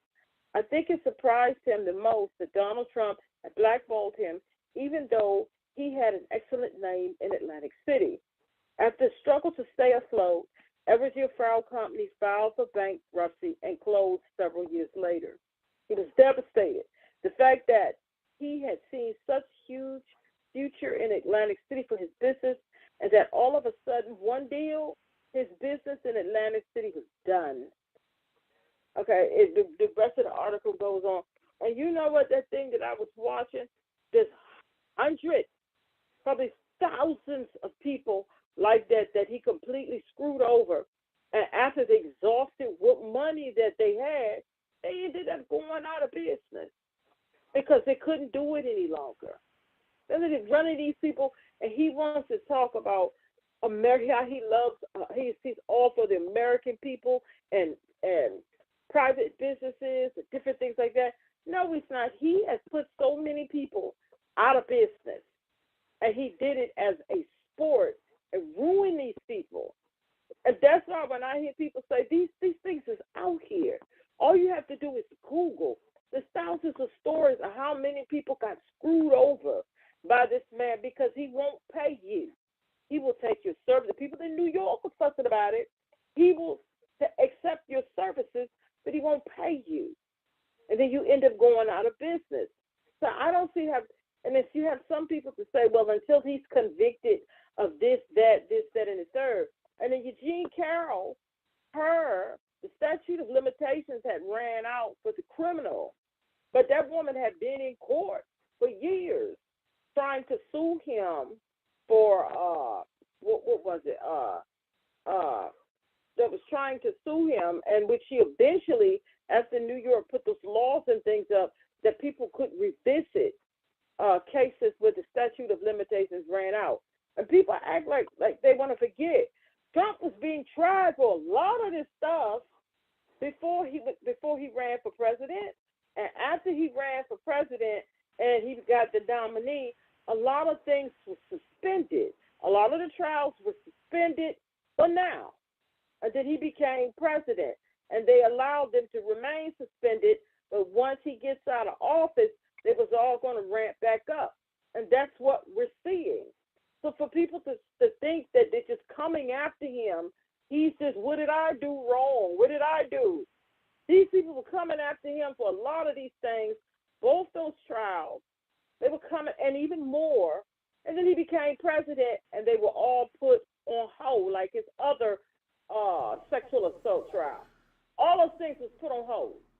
And yeah. I just don't get people, they just go along with it. They were coming after him for let's just ask Jabbar, you know, what is the attraction and why can't you see what everybody else sees, Jabbar? All right, well, first of all, to address the different stories that were read out of the article, it's clear to me that only one side of the story is being told in that article, and it does sound bad. However, you also have to understand business. And as a vendor, if you're going to do business... excuse me, brother, real quick. Can you hear me, Brother Ty? Yeah. Yeah. Okay. Hold on. Wait, no. It's not cool. What I need for you to start doing is calling the number and pushing *61. That way I can... Correct. I pressed *61. Okay, well, I'm not going to have this argument. But just next time, just call the number and push *61, and I'll open your line. But you can go after Jabbar is done. Got you. Go ahead, Jabbar. Okay, so in business, in the business that I'm in my profession, we extend a certain amount of credit to any new customer, okay? After they place their first order, which cannot exceed a certain amount of dollars, we require them to complete a credit application, okay? The amount of money that my company extends to them is only the amount of money that we can afford to lose if that particular customer just decides not to pay us. We don't extend any more than we can afford to lose. So now, in business, any business or vendor that is putting up hundreds of thousands of dollars or selling hundreds of thousands of dollars to one of their customers without requiring that customer to, at the minimum, complete a credit application and checking their credit history, that to me is bad business practice. And if you have bad business practice, if you don't even do that, then I have to question everything that you say when it comes to you claiming someone ripped you off. Well, maybe the person really didn't rip you off. Maybe you just didn't understand the situation and understand that, hey, you may not get paid for 60, 90 days. And if you don't have the capital to sustain your business over that amount of time, then, you probably go out of business. Well, So hold on, Jabbar. You're. Let me just say this right here, Lisa. You're talking all around the facts that she presented, and you're not even addressing. Wait a minute. The issue she described to me was Donald Trump robbed and stole from people and didn't pay his bill. No, you didn't listen to the man's story. You didn't listen to nothing about the Jenkins. But let Elisa respond to you, and then go ahead, Elisa. I told y'all he was a comic book character. Hold on, mama boy. Okay. Don't forget about me, Ty. Okay. His reply had nothing to do with Donald Trump was building casinos, and he put out contracts. Certain people were awarded contracts. Those people did the job, and he did not pay them. What you're talking about is something totally different. You're talking about something totally different. I'm building something. I put out contracts. I award contracts to those who put in the bids. They do the work. They bring the work under bid, and I just refuse to pay. That's what happened. And to say you're just hearing one side, all of these people won cases against him. They was just unable to really collect. And then after the casinos went bankrupt, they were able to get something, in a sense, coins on the dollar because of the bankruptcy and what they were owed, because they were only given pennies on the dollar. They didn't get what was owed to them. So, no, all of this stuff was litigated in court, and they was able to get some little something back because the casinos, which he ran into the ground, they were able to get some money back. So what you're talking about is something totally different from contracts, awarding contracts. They do the business, bring the jobs in under the estimated total, and he refuses to pay. He does not pay. He finds every loophole not to pay, and know these people are going to drag this thing out in court, and they don't have the money to do that. Okay, one quick thing before I let the other brother go. If Donald Trump, again, awarded a contract and you're going to do the work for him, it would be bad business practice for you not to at least require some type of a deposit, a credit application, and then, if worst case scenario, if Donald Trump filed bankruptcy, then how could he pay you? Okay. The company that I work for, we have customers file bankruptcy all the time. We have insurance to cover those situations. So it happens in business. I yield. Okay. Okay. Can I say this? When they finished the job, all of that was in the contract when they would get their pay. They did not get their pay. The casino He doesn't have the money. Allow me to finish. The casino didn't go bankrupt the month after the damn work was done. The casinos went bankrupt a couple of years later. They were in the process of once the work was finished, and when they were promised in the contract they were going to get their money, and then they were suing, and going back and forth, and then the casino went bankrupt. That has nothing to do with the casino going bankrupt some few years later. They didn't get their pay according to what their contract was.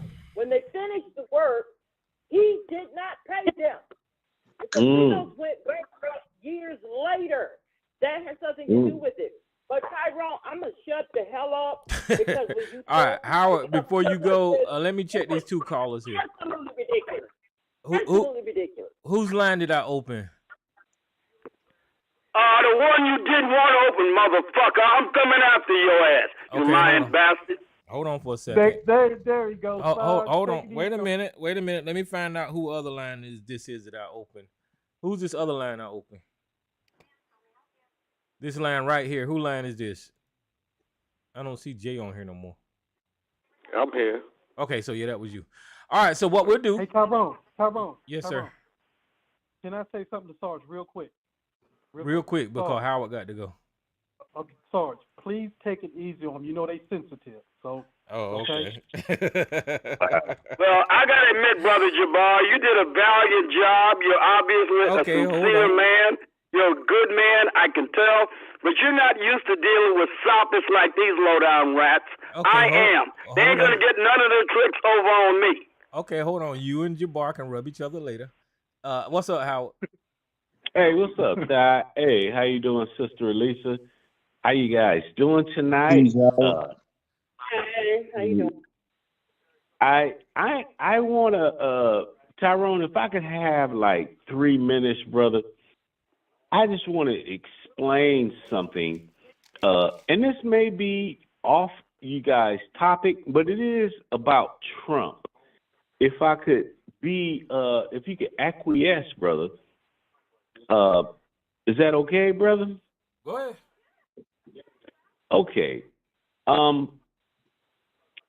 just gonna go and say this, and I think I've talked to Tyrone even about this. Now, like I said, it may not be on the subject, but it is on the subject of Trump being a liar and a fucking fool and a goddamn idiot, and this nigga Sarge come on here to try to back this shit up years ago, and I'm gonna bring it up again. He's a liar and a damn fool. So I'm gonna start it out like this, Sister Elisa. Sister Elisa, do you know what I need you to ride with me on this, Sister Elisa. Do you know what a W-4 is, Sister Elisa? Yeah. Okay. Do you want to explain to the people, or do you want me to explain to the people what a W-4 is, Sister Elisa? A W-4 form is a form that is filled out an employee withholding certificates. That's really all it is, a W-2.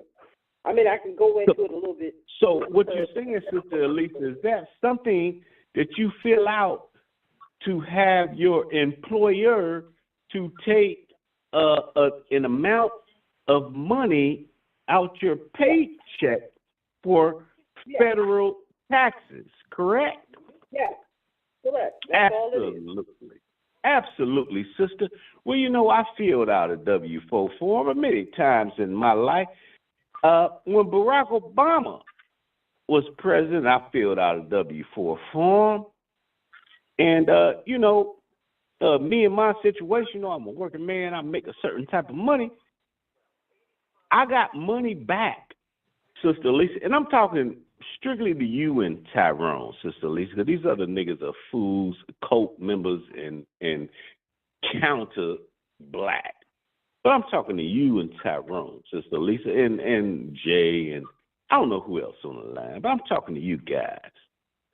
I filled out that W-4. Barack Obama was president. I got money back, you know. I got money back from his tax laws that he put in.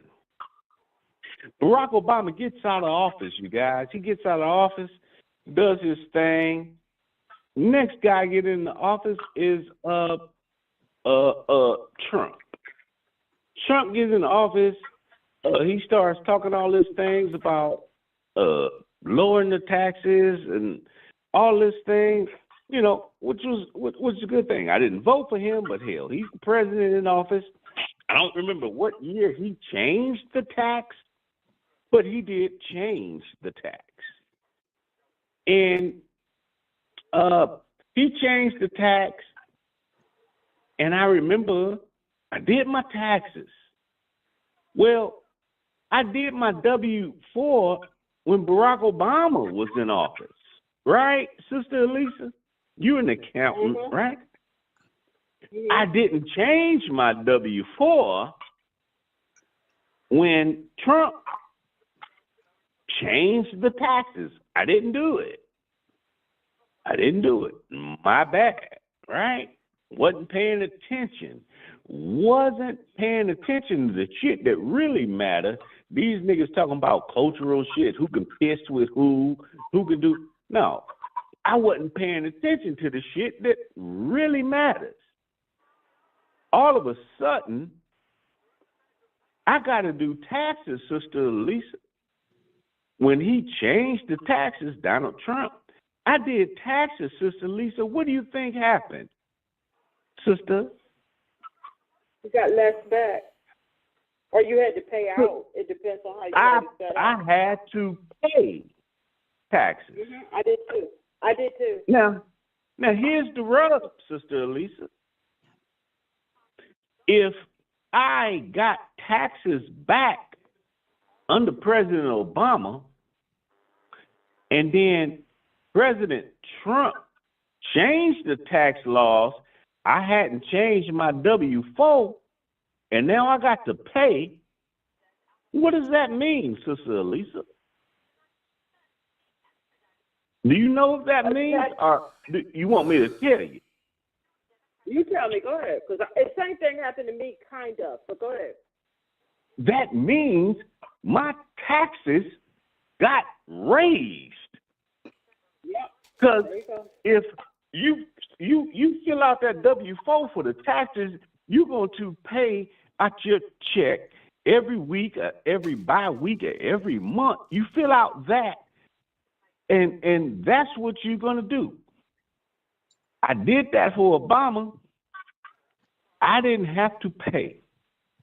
I never changed that W-4. Trump changed the tax law, and I had to pay. That means that Donald Trump raised my taxes. Factually. I didn't know it, no. I didn't understand. Like, why the fuck?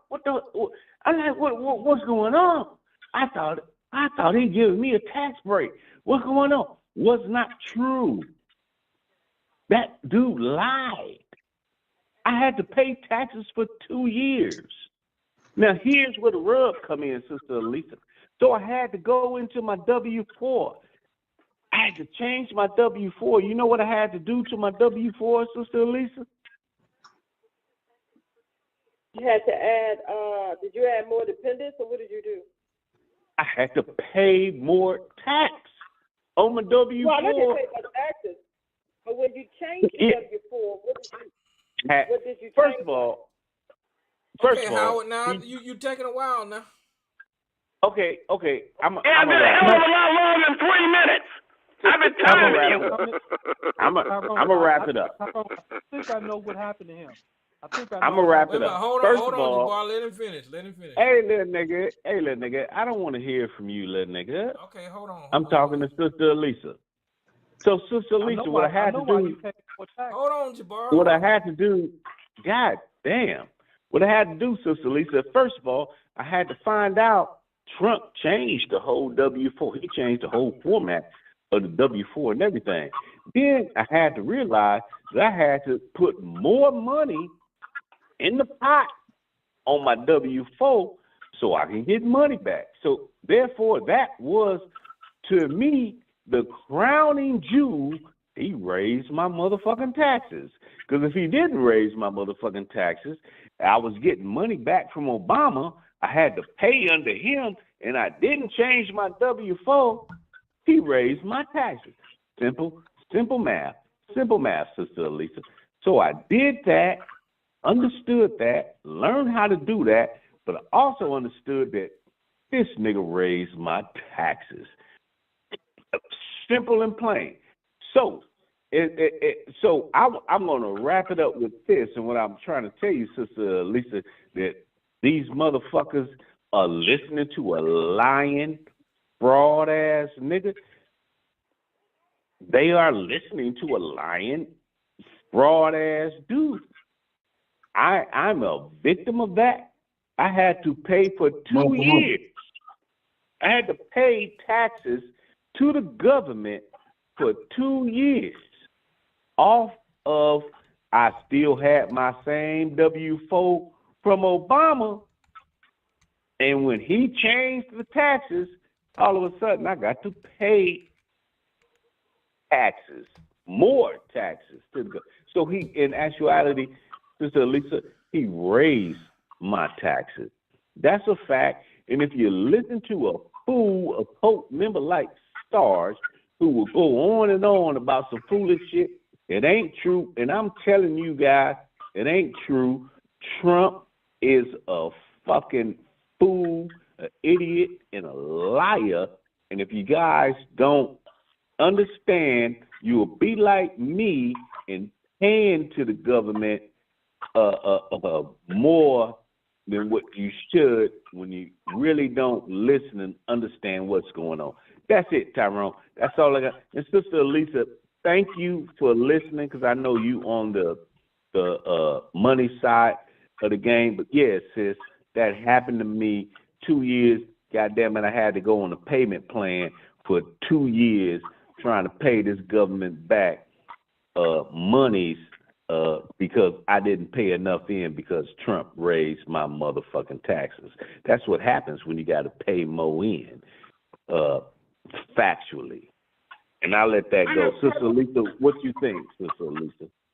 Tyrone, let me just say real quick, and y'all can move on. I had to do a lot of scrambling during that time. I do a lot of scrambling. I did manage to get some little something back, but it was I would say less than half of what I was doing before, and I managed to be able to break even, not a penny, when it came to the state. I completely broke even with the state. But under the Obama tax code, it was much different. And I will say this, you and I are not alone. I know a lot of people were bitching and fussing how they got, I know Sarge is going to come on and say he got much more back. But I know he's a liar. He's a liar. One at a time. A lot of people I know got less back, but they had to scramble. They had to scramble when the change came. They had to scramble, and they got less back. Sis, I had to change my W-4 and put more money out of my check into the government tax. I had to do that. That let me know that my taxes have been raised. Now, I'm not talking for everybody. I make over a certain amount of money. I said I make over $100,000 a year. So I had to change my shit. And I didn't have to do that under Obama, and I got money back. But I did have to do that under Trump, pay more into the federal government taxes. So that lets me know that he raised my taxes. That's a fact. Now, if Sarge want to come on this bitch and talk about how it was good for him, maybe he make $20,000 a year. Well, I don't make that, nigga. They raise taxes. They raise taxes on the nigga on the people that really support this goddamn country. Niggas like me. Yeah. Niggas like sister, people like Sister Lisa, people like Tyrone. Yeah. They raise taxes on us. Maybe you got a little jump because you make Okay, Howard, you gonna have to $20,000 calm a year, down. and you eating Tyrone, how long you gonna let goddamn him try? rat Well, I'm food getting off ready to cut him off now. the. Howard. Okay, Howard. I got. Okay, and I'm please done. don't I'm done. interrupt. The nigga's drunk. Why you sober that bastard up? Okay, well, okay, and please don't. Okay, I'm just trying to get stuff in order here. Howard, don't cut nobody off. And Sarge, please try to. I'm done. Well, I said I'm done. The cover black coffee. Okay, I am going to say what I'm going to say because I said I'm I'm done, brother. Okay. Well, we don't need to talk at the same time. And Sarge, please talk with your indoor voice, if you don't mind, sir. Welcome to the show. I get to speak now. Do I really get to speak now until you hit the? How long before you hit this mute button? God damn it! Sarge, with your You indoor gonna let voice. me ramble like you let these other motherfuckers ramble? With your indoor voice, Sarge. Oh, you gonna hit the mute button? Go ahead. No, Sarge. no. I'll talk with my indoor voice when I got an idea how long I can speak before you decide to shut me off. It's your turn. Because I'm the sir. only one you do that to. It's your nigga. turn. It's your turn, sir. All right, let me get this straight here. I'd like to respond to a few of your distortive lies and just outright distortions that you said early in the show, and I couldn't get at your ass. First of all, you were talking about Hunter Biden. Hunter Biden did not, all the information that has come out about Hunter Biden did not come from this guy Smirnoff, whatever his fucking name is. A lot of it came from sources like this, and this is just one example. James Comer provided evidence from an impartial source, a bank investigator, somebody trained to look for money laundering. He flagged a suspicious activity with Hunter Biden's joint ventures account. He sent an email to an executive at that bank. The investigator was monitoring Hunter for his designation as a politically exposed person. That is a term they use, PEP. And that's a class of client that poses a risk of bribery or corruption. The investigator then explained the account activity and why it was negative news that showed Hunter Biden was at high risk of their money, $40,000 flowing into the bank from the Bank of China. From the Bank of China. And it was unexplained as to how he did it. What good or service he provided was not at all clear. Now, there are dozens of reports like this that say nothing of their business associate, Tony Bobolinsky, who testified under oath before the House Committee, and we still haven't seen everything that he told them, but what he told us was more than enough to be disturbing. But I don't want to dwell on this. I just want to hit some of these bullet points right quick, because you told so many motherfucking lies, it's hard to know where to start or begin. Let's go on to the next thing. When you talk about Jared Kushner, now you talking about Jared Kushner like he got $2 billion as a bribe from the Saudis. No, he didn't. That's a lie. He got a management fee for administering a sovereign wealth fund, a Saudi Arabian sovereign wealth fund as a manager. He had a private equity fund after he left the White House. He didn't get $2 billion. He got a fee, which he didn't disclose because he ain't required to. He wasn't a public employee. He wasn't working for the government. But I guarantee motherfucking to you, Saudi Arabia didn't give him $2 billion for whatever it was he did. Next, you acting like you all impressed with old Tisha down there in New York City. Oh, man, you got the hots for that woman, ain't you? That smirking little clown sitting up there in court every day. You know, instead of going and protecting the people in New York from all these goddamn illegal aliens beating cops and robbing people on the street on mopeds. God damn it. You're impressed by this motherfucker, but I ain't. Let me tell you what I think she is. She's a commissar. She's licking her chops at the thought of confiscating Donald Trump's property and redistributing his wealth like the little fucking Marxist that she is. You can be impressed with all you want, but I ain't.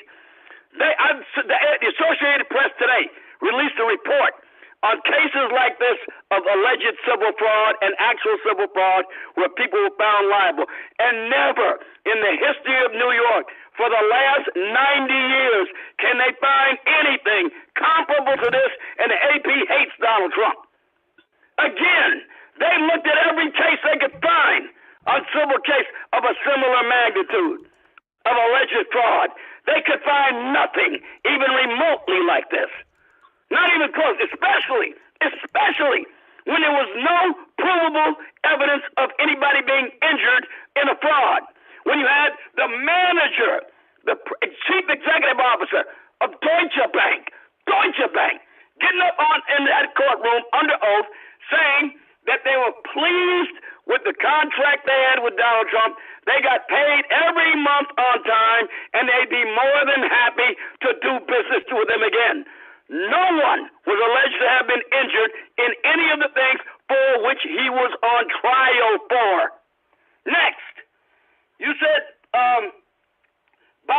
if you talk about, oh man, you going on and on about Vladimir Putin. Oh, for Christ's sake. Look, I've already been talking, let me see, 2 minutes and 25 seconds. Now look, now I got something to say to you about Vladimir Putin. I got something to tell you about that shit in response to you went on and on and on and on about Vladimir Putin and Tucker Carlson. And nigga, you need to give me some time to refute your goddamn lying ass. Are you gonna give it to me or not? Because I ain't heard you hit the mute button in the middle of it. Cutting you off. Go ahead. I know you, nigga. You think I ain't got no experience with your ass? Now you gonna let me respond about this thing with Vladimir Putin, Tucker Carlson, or not? Sarge, you're talking now. Talk. I don't know for how long, man. You let other people ramble, but I focus, nigga. I get to the goddamn point. I don't ramble. All right, next. Vladimir Putin. Now, look, let's be clear about Vladimir Putin. I want you to be clear about this before I even start to say what I got to say. He's a murdering scumbag KGB agent. He ain't a good guy. He ain't a hero. He's a Russian nationalist, and he's probably a corrupt-ass thief. Now, he's alien to the West in many of our traditions. He got this history of Ukraine that most people can't identify with. His premises are foreign, but he resonates with his own people, and that's the objective reality we got to deal with when it comes to Vladimir Putin. We don't get to choose Russia's leaders, although Victoria Nuland and the goddamn State Department thinks they should have chosen Ukraine's leaders in 2014 when they got rid of the democratically elected leader, Viktor Yanukovych, and replaced him with Petro Poroshenko and pissed off the Russians and Vladimir Putin. We interfered in their election. Can you believe that? You're goddamn right we did. We engineered the Euromaidan protest that got rid of Yanukovych. Now, the greatest foreign policy disaster in the last 30 years has been the way this stupid-ass country and its silly-ass State Department alienated Russia from the West. It didn't have to happen. Yeah, I know they're authoritarian. We didn't have to alienate them. Our ruling class, because they're arrogant, they're ideologically blind, they made it happen. Yeah, the Russians had something to do with it too. Like I said, they corrupt and they thieve their asses off. But we can only control what we do in our country. We let cheap domestic politics drive Russia policy.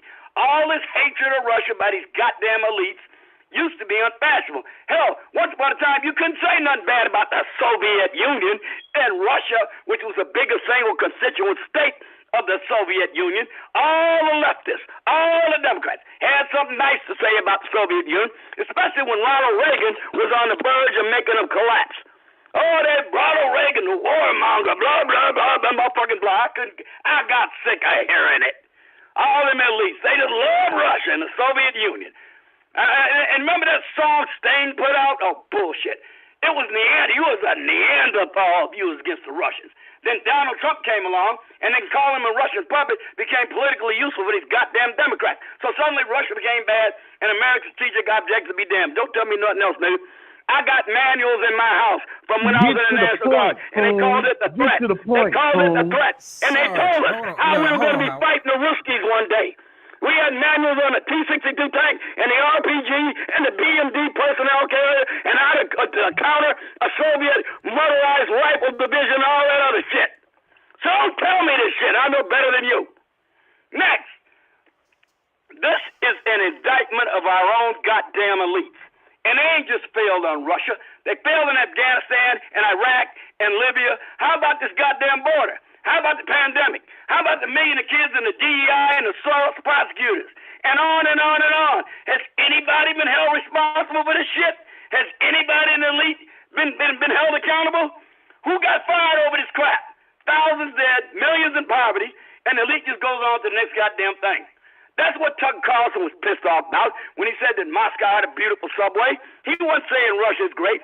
He's asking why our subways are shit-soaked and urine flooded, and while we got a hellhole full of lowlifes and criminals, drug-addled thugs staggering around attacking people. What in the hell's wrong with them? We're supposed to be the greatest country on the planet. And these elites believe that they're the greatest group of people live blessed. They know how to run our motherfucking lives and tell us what we got to do. You can't walk 30 feet in the D.C. subway to step in some hobo shit. Now, Tucker ain't saying we ought to be like Russia. Tucker saying America ought to be more like America. We used to build great things, used to do great things, be a great nation. But look everywhere you look around here, all you see is filth, crime, degeneracy, social pathology. People want to cut off children's dicks and cut their pussies open and stick fake dicks in it. What the fuck is wrong with you? Okay, hold on. I'm gonna back off right now, goddammit. But motherfucker, you better let me get back in here to call your bullshit. Cause you crazy in a fucking bed bug in a shit house. Okay, it's clear that you admire Russia. Listen, the reason that you know Tucker Carlson is an elitist is because whenever he went to the grocery store and he put a ruble in the grocery cart, he thought that was the best thing since sliced bread. And all he had to do was go to Aldi's, and he'll see that once you shop at Aldi's, you put a quarter in the shopping cart, and it stays in there until you put your goddamn shopping cart back, just like fucking Russia. It was nothing new. The subways in Russia are nice and clean, and the reason that we know that they're nice and clean because they got cameras shining in the subway, and that's the Big Brother watching you. And I'm pretty sure if you get seen tagging the Russian subway or doing anything wrong in the Russian subway, somebody will come to your house, knock on your door, and de-life you right quick. It don't have anything to do with they have a better society or a cleaner society. The subways, and it's unfortunate to say, the subways in America are a sign of having a free society, a democracy, and capitalism. If it wasn't for the economic status in this country, treating the poor the way they treat the poor in this country, then we probably wouldn't be having all these economic problems like dirty subways that you see in America. Everybody is not on an even keel in this country, and we see the suffering when you see people in the subways and doing whatever they do and all this kind of stuff. Listen, I always say, if capitalism provided everybody with an opportunity to make money, you would see less crime, you would see less poverty, you would see less all of this stuff that you're complaining. And now that we're comparing America to fucking Russia, I never thought I'd have this goddamn conversation. But listen, I want to remind everybody, Vladimir Putin just murdered his leading political rival. And Sarge is on here now telling us how wonderful, that state is over there, and how democracy is somehow worse than Russia is. Get the fuck out of here, guy. Listen, there's no comparison. You take the fucking wax out your ears. I said no such goddamn thing. Shut up. Let me finish. There's no comparison. There is nothing that you can compare in Russia to America, and we should not even be making that comparison, because Russia is authoritarian. People don't have freedom. There's extreme poverty and hunger and torture and violence and political murder. And the government do not allow, there's no free speech. You cannot speak and petition your goddamn government in Russia. There is no freedom in Russia. So to sit here and compare America to Russia is just fucking ludicrous to me. And for a fucking former soldier and a fucking police officer to be the one carrying goddamn Vladimir Putin's water is just fucking sad, Sarge. The fuck is wrong with you? That's what I mean by you distorted, lying motherfucker. What did I say about Putin at the very beginning of my comment? You didn't even talk about the tax. You didn't even talk about the tax, Ty. You didn't even talk about the tax. Let Elisa get in there. Go ahead. Okay, Sarge is lying about the subway in D.C., the DMV subway. He's lying. Sarge is lying, and I'm telling you. Okay, now you just call me a liar. That means I gotta retaliate now. Let her finish. Man, I said it. You're lying, nigga. And you a double liar and a triple liar. Sarge, hold on. Okay, y'all one at a time. Let Elisa finish. Can I speak? He's lying about the subway. The metro is what we call it here in D.C. There's cameras every inch of that damn metro. You go trying to tag the Metro Police is coming to lock you up. You can walk the whole platform and you're not stepping in anything. All of the new trains and carpet and stuff in the DC Metro is something that can be hailed as a very nice metro in the United States. So he's lying about the condition of the DC. He is. He's absolutely lying. Because I ride it. Well, we need to put that to the test in. We'll see who's the liar. I'll tell you what, I'll show you my evidence. You show me yours. You don't live in D.C. Okay, He lives in D.C. You don't live in D.C. Okay, so let me check this unknown call. Let me check this unknown caller line. Who's this on the line? Hi, guys. How are you today? Hey, what's up, Joe? And let me just say this right here. Okay, well, let me just say this right here real quick, Elisa. Joe, welcome to the show. And the New York subway, I'm going to have to accept the condition because of how many people live up there. It is a very congested place. Now, when Elisa is talking about her area, I mean, come on. There's a chance to keep that thing clean and keep it monitored. But go ahead, Elisa. Yes, because I ride subways all the time. It is not what Sarge is talking about. That's propaganda, and I'm not surprised that he said that. The D.C. subway is actually nice. Lying ass nigga. Hold on, Howard. It has its issues. Like anything has its issues. We just got two new, fabulous, brand new, sparkling additions added to it. The D.C. Metro is actually pretty nice. You cannot compare it to New York. You just can't. New York subway is older. That's first and foremost. It's older. But enough of that. That propaganda that Tucker Carlson put out with their grocery store, I saw quite a few articles. They were talking about the area that he was in. Oh, he was in one of Sister Lisa. Hold on. Sister Lisa, Tucker Carlson put that out? No, he didn't say. I'm talking about what Tucker Carlson put out their propaganda about how nice the grocery stores were in Russia. That was propaganda. Okay. They talked about the area of the video where he put that out. That's where the more upscale people, and every area has that. Even Russia, where the oligarchs and the people with the money. But they say you go out of that area, it's like slums. They said you go out of that area, they have the homeless. And then he was talking about the food is cheaper. Of course, the food is cheaper. Their annual salary for the average Russian is $14,000 to $20,000. Now, some make more than that depending upon what their profession is, but that's their annual salary. And even though the food is cheaper here, you all know how much they spend on groceries. They spend 40% of their weekly salary on food. It's still extremely expensive. Mm-hmm. Even though it's Go cheaper, move over there, Sarge. they make far less money, and even with the cheaper food, the money is still so less. The food is still high, comparable to their annual salary. They said they spent upwards like 40%. Wow. Of your income is spent on food, and you go further out in Russia. They don't show you those areas. They only show you the upscale malls. And it was $25 for Burger King. I was in the airport there last year, a couple of years ago. $25 for burger.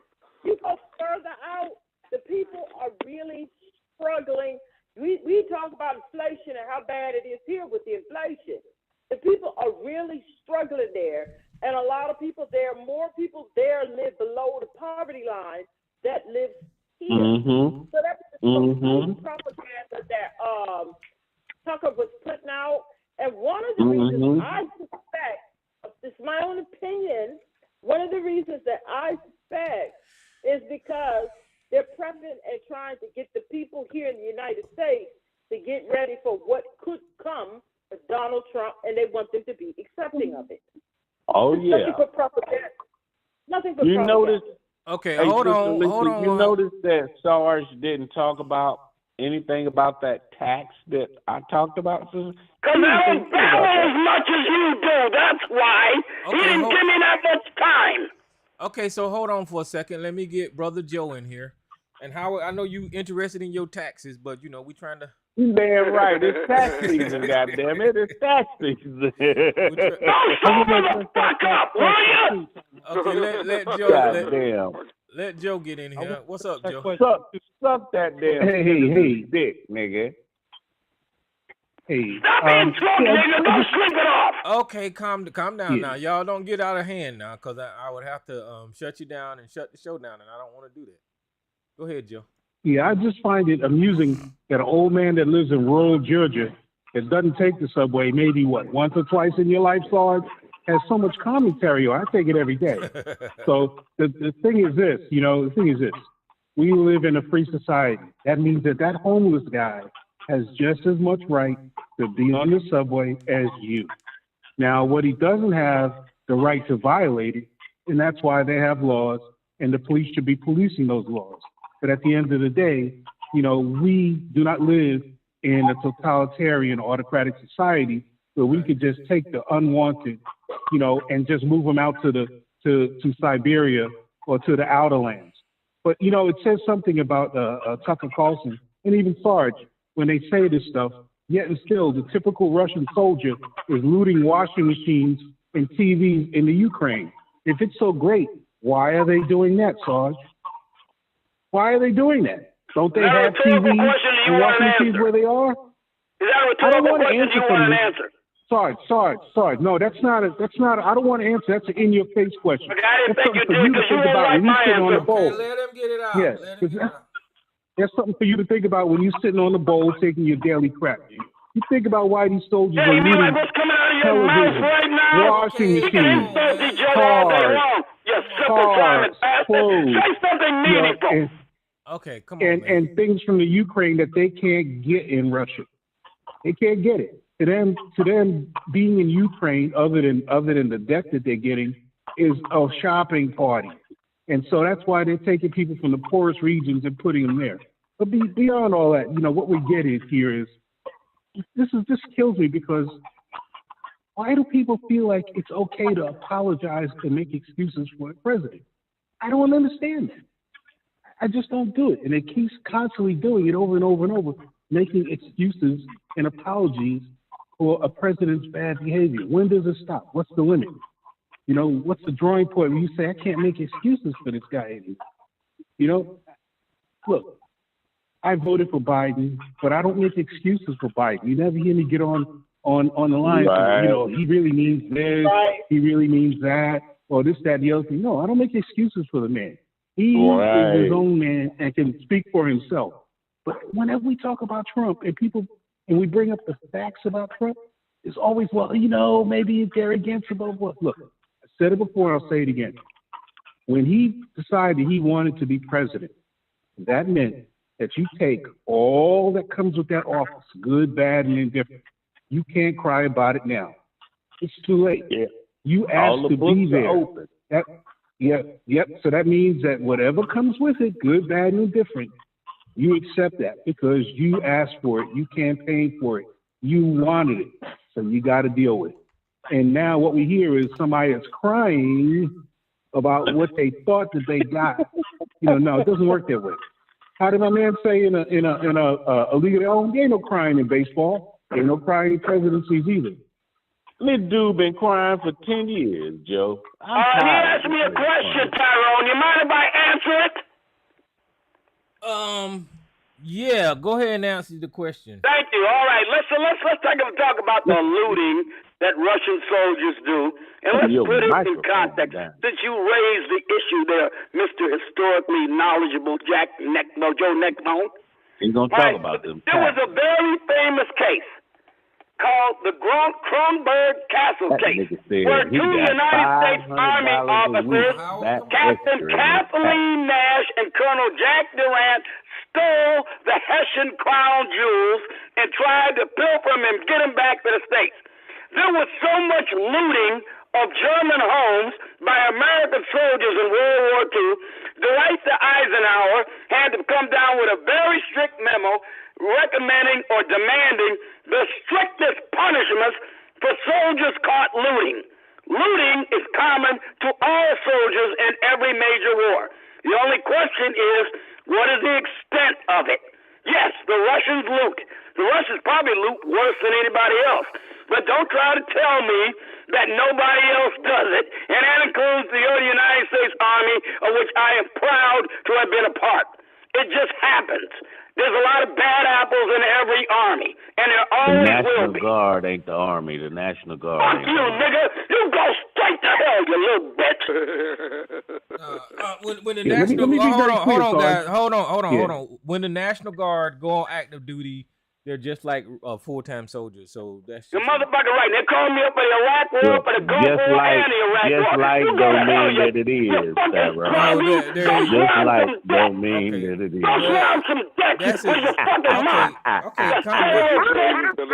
He was delivering the food. Okay, He was listen. delivering y'all the food. Okay. God damn it, y'all gonna calm the fuck down now. Shit, now I'm trying to be nice. Now I don't want no craziness. I'm gonna kill all your ass, nigga.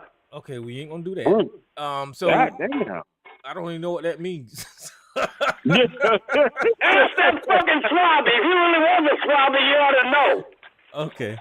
I'm just but saying, yeah. that nigga, just because you was in that, you wasn't in the hump, nigga. You just like that ain't No. Whenever the National Guard is activated, they are full-time soldiers. So it's full-time. Okay, fine. They working And I did 4 below. years on active duty, motherfucker, include a year at the Polar Gap opposite the Czech border, waiting for the Russians to invade it. Well, they working. Them niggas okay, wait. See, this is okay. Hold on, wait a minute. Shut up. This is what makes you dumb. If you were sitting on the Czech border waiting for the fucking Russians to invade, why the fuck is you in support of Tucker Carlson going over there promoting Russian goddamn propaganda? If you was ready, if that was the enemy, the situation is not the same as it was in 1970. They're still the goddamn That's enemy. why the whole situation has changed, and you don't seem to recognize that. Oh, now we buddies with Russia, right? That's why they could never I didn't become. say that. See how you got to distort every fucking thing I say? You can't win an argument with me other than to distort what I say. Yeah, And that's what you do situation is every changed. fucking So time. why are you bringing up an example from 1940s? Because you know what? Because once upon a time, Hello? all these people told Once us that upon a Russia is the time. most horrible Yeah, once upon country a in the time. world I know. was kissing Russia's ass because they Yeah, hated blah, Ronald blah, Reagan. Wow. Fuck you, So we're gonna do it like this right here. We're talking about. All right, so We're hold talking on. about 2024.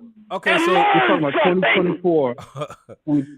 Russians are looting washing machines, TVs, clothes, not the crown jewels. Okay, check this out. Yeah. Check this out. Hey, This is the problem. I'll get you, Jamar. Let me just say this right here. This is the problem with Russia.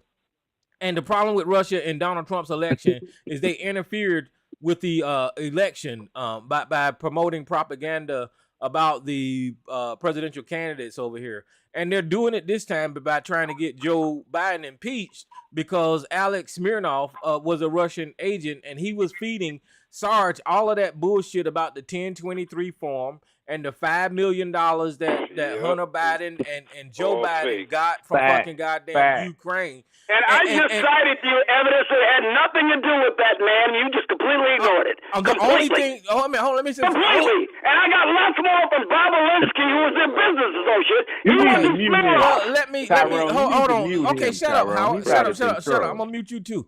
Listen, the only thing I'm repeating right now, and because that's in the news, is the stuff that you promoted on here. What you're doing now is bringing up new information, so we won't talk about the shit that you already said about the 1023 form and the $5 million coming for Joe Biden and Hunter Biden. You came on here and promoted that shit. That shit got shot down when Alex Smirnov got arrested, Sarge. Why don't you address that? Bob Alinsky was saying what he was saying before the 2020 election. And you ignored that. Okay, so let me be clear.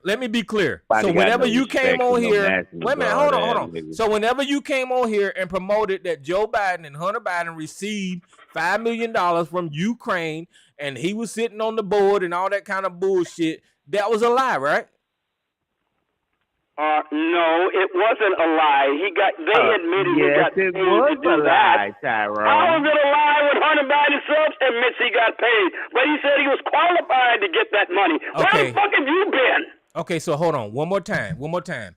The part of Alex Smirnoff's testimony that I'm talking about is that Hunter Biden got $5 million and Joe Biden got $5 million as a part of goddamn this scheme to influence peddling. That's what Smirnoff said. That was a lie because he's arrested for it. Now, can you admit that you came on here and promoted that lie? I will not. I'll tell you why I will not. Because it is common in many trials, for instance, to impeach the testimony of a witness because of things that cast doubt on their veracity. However, if there is other evidence that is not impeached, that evidence will stand to convict the individual. Similarly, that is the case with Hunter Biden. So I won't do what you ask. Okay, well, you're a dummy. I'm glad you brought that up, Tyrone. I think that we need to, from time to time, take a review of all the things Sarge has said over the years. Remember, you said there was supposed to be all this information. You're cutting me off. You're cutting me off. Hold on, sir. You're cutting me off. Sarge, hold on, Sarge. You are the first person that brought up Benoit balls tonight. But I am telling y'all, as the host, this show is not going to divulge into talking about Sarge's Benoit balls. I will not do it. No, we're not going to go there. I will not do it. I will end the show if y'all start talking about some fucking Benoit balls. Now, that's it. No. Benoit balls. I'm going to bring up every single lie he has told about me because he's told a legion of them. He cannot tell the truth because he cannot prevail against me in any argument where we stick to facts. Right. And he knows it. Yeah, okay. He knows it. Sir. That's why he does what he does. Sir. Calm down, sir. I mean, it's okay. But let's I have a question to you, Sarge. And this goes to you, ABC, and the rest of your ilk. Why do you guys say dumb stuff and then get mad when people bring up the fact that you said dumb stuff? Because you lie like a rook. That's why. Dude, you say it stuff. You say this stuff. Nobody else. You volunteer this stuff. And then when people check you on you get mad. I am being very specific. I am being very... Why? No, you're not. You're never specific. You're the only one yelling, Sarge. You distort what you're being specific about. Sarge, you're the only one yelling. Because you don't listen, you fucking wax-eared son of a bitch. Wake the fuck up. Ty, this is sad. Okay, so listen, Jabbar was trying to say something. So let's see what he got to say. What you got, Jabbar? Yeah, Sarge, when he was talking about Tucker Carlson and Russia, he merely pointed out what Tucker was saying. He wasn't in support of Russia. Nigga, Sarge didn't merely do anything. He hollering at the top of his fucking lungs. The man just started talking, Howard. Can you please let him talk? Well, he just lied. He trying to lie. It doesn't matter. We're having a conversation. We've got to hear what he's saying. Okay? Okay. So go ahead, Jabbar. I respect it, but stop lying, little nigga. Y'all took what Sarge said and made something completely different than what he said. The other thing about the taxes, I recall something like that happening back when Trump was in office. But here's what I remember. My human resource manager, she sent out an email to everybody in the company saying, look, because of the new tax laws, you have to go back in and restate how many dependents. Tyrone, you're going to have to let me talk. You're talking about these taxes. Okay, you can when he's finished talking, but you talking over people does not work, sir. So finish, I'm just trying to get in line. Let me get in line. Good Lord. So, go ahead, Jabbar. So now, had my human resource manager didn't send out that email, I probably would have ended up having to pay taxes too, but I corrected it. So that's it. I yield. So you're admitting that Trump raised taxes? That's an admittance. What I'm saying that's an admittance, nigga. No. You said you probably would have to pay if you didn't change. So that's an admittance that he raised taxes. Wait a minute. It was not an nigga, I don't need to wait I have a question for Mr. Jabari when I get a chance. It was something. I don't need to wait a minute. You just admitted, just like I admitted, that my taxes were raised. If I didn't have to go in and change my W-4 and pay more money to the government, then I wouldn't be getting money back now. I had to pay more into the government. Factually. Yeah, that tax cut. You admitted it. Hold on for a minute, guys. That tax cut was for the top 1% of people in America, and some people that was making, I don't know, 6 figures, maybe the top end of 6 figures. But here's the reason that this conversation is relevant, is because Sarge came on here and told everybody on Talk Real Solutions with his retirement pay and you know, Social Security perhaps, that Donald Trump's tax cuts allowed him to collect more money. That was a fucking lie. That was a lie, because Sarge was not making enough money for those tax cuts to affect him. And that's why Howard is bringing this up, because Sarge lied to the people and said that Donald Trump tax cuts helped them out, which was a damn lie. But go ahead. Okay, Tyrone. Well, now you're my tax accountant too, eh? You are crazy. You're literally nuts. Remember that. Yeah, he said it. He definitely said it. Go ahead. No, you're my accountant. You know how much I got back. You told me I couldn't have made you out of your fucking mind. Listen, hold on. I'm gonna say yes, I know how much you got back because of the categories that we're talking about. You are not in the top 1%, or you wouldn't be sitting your motherfucking ass on this phone tonight. You would probably be in Paris some goddamn well, sitting at a damn beach. What money did I pay in taxes? How much more money did I pay in taxes? Since you know so fucking much. Sister Lisa. Tell me how much more I paid. Go ahead, Joe. Sister Lisa, this conversation happened because I did my taxes the other day, and I called Tyrone. I said, hey, man, you remember when this cat said this and this and this, and then we got to talking about, you know, the W-4s and the things like, hey, if I never changed my W-4 and the tax laws got changed, and now I need to pay more, that means that my taxes were raised. That's just common sense. That's just math. That's just a reality. And we were talking about how Sarge, hey, you remember that time when the taxes got changed? Sarge said, I'm getting more in my check than I ever got, whatever he had. I remember that. Yeah. And then he told me. Yeah, I remember too. He was bragging about it, actually. Exactly. Yeah, he told me, well, you must don't know what you're doing when you do taxes. I said, I don't do my taxes. I have someone else to do them. And we had that whole big old argument off of that. And I just absolutely. And me and Tyrone were talking, and I'm like, yo, this dude just set up on this goddamn thing and lied like a motherfucker. Lied, because I got the evidence right here. If I didn't change my W-4, which is your dependents and whatever you pay out your check in taxes, and I got a refund 1 year, somebody came in, changed the taxes the next year, and I had to pay, and I didn't change anything, that means that my taxes went up. Simple math. You misunderstood what I said. Hey, little nigga, I'm not even trying to talk to you. I don't know you. I ain't even trying to talk to you, bruh. I'm talking real shit. I don't know what the fuck you on, nigga. I'm talking real shit. Okay. Calm down. No, Tyrone, I don't know this nigga. Listen, tell him to stop talking to me. I'm talking real shit conversation we had the other day offline. I don't know this nigga. Okay, but we both here on the phone. Okay, calm down. We both here on the phone, and you putting your stuff out there, so he's trying to add to the conversation. So, nigga, but if you're gonna add a lie, and try to tell me that my W-4 ain't what it was, or this shit didn't happen, or I didn't pay taxes for 2 years straight, can I what the fuck you gonna tell me?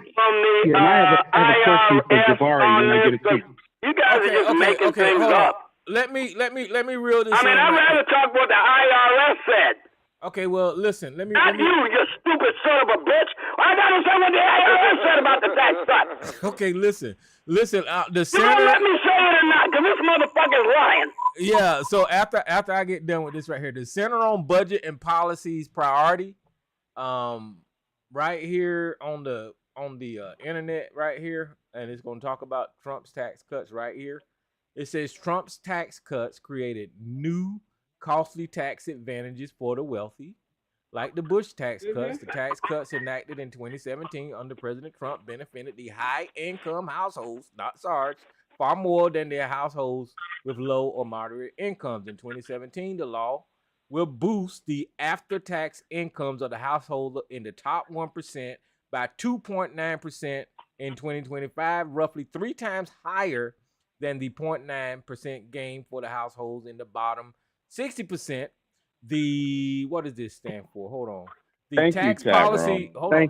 The tax policy center estimates the tax cuts that year will average $54,220 for the top 1% and $220,000 for the top 1%. Now, you are not in that, Sarge. I don't give a fuck how you much. All right, nigga, now you just challenged me. I'm not done because I got to get my little piece in here. I don't give a shit how much you yell. I don't care how much you cuss. I don't give a fuck how much you like what Donald Trump said about cutting tax for the goddamn. I don't give a fuck. You are not in none of this shit I just read. So stop it. Thank you, Ty. You're scared. Thank you. You're Thank scared. you for putting the You don't truth want out. this back. I'm about to spit in your face. Okay. Yeah. Let me just slip in there real quick. You're scared too. That motherfucker don't know a goddamn thing. Now you need to let me respond to your challenge. Go ahead. I just have a question for Jabari. Don't let me shut up so I can do it. I don't need a filibuster. Okay, go ahead, man. Oh, really? Yeah, you will go. This is from the Internal Revenue Service. Now, you can download the PDF by going, I'm not even going to give you the website. You go there yourself so they accuse me of steering you. You go to the IRS website, you look up the Tax Cuts and Jobs Act, and you look what they say about what the tax cuts did. Here's what they say. Not Sarge, not Joe Neckbone, not that fucking drunken asshole Howard McCall. This is what it says. It says that when the adjusted gross income of taxpayers paying $40,000 to $50,000 a year, an average tax cut of 18.2%. Then they say people with an adjusted gross income of $1 to $25,000 had their income reduced 40%.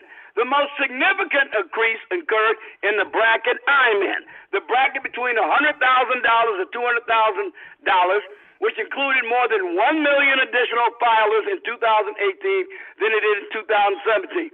And it shows that they got tax cut ranging. Look, this is not me, nigga. This is the IRS. So you got a problem with it, you take it up with them. Okay, so again, they said that the tax, and I know because I got it. So don't tell me I didn't get it. You didn't look at my fucking W-2. How the fuck do you know? Okay, so let Joe I got a tax cut. Let Joe speak to Jabari. I want to hear what Joe got to say. I want to hear what Joe I had a question for Jabari. Okay, Sarge, calm your ass down. Man, I think Tourette's, man. Yeah, but you yeah, it's just yell that. You can't hear nothing. You dumb.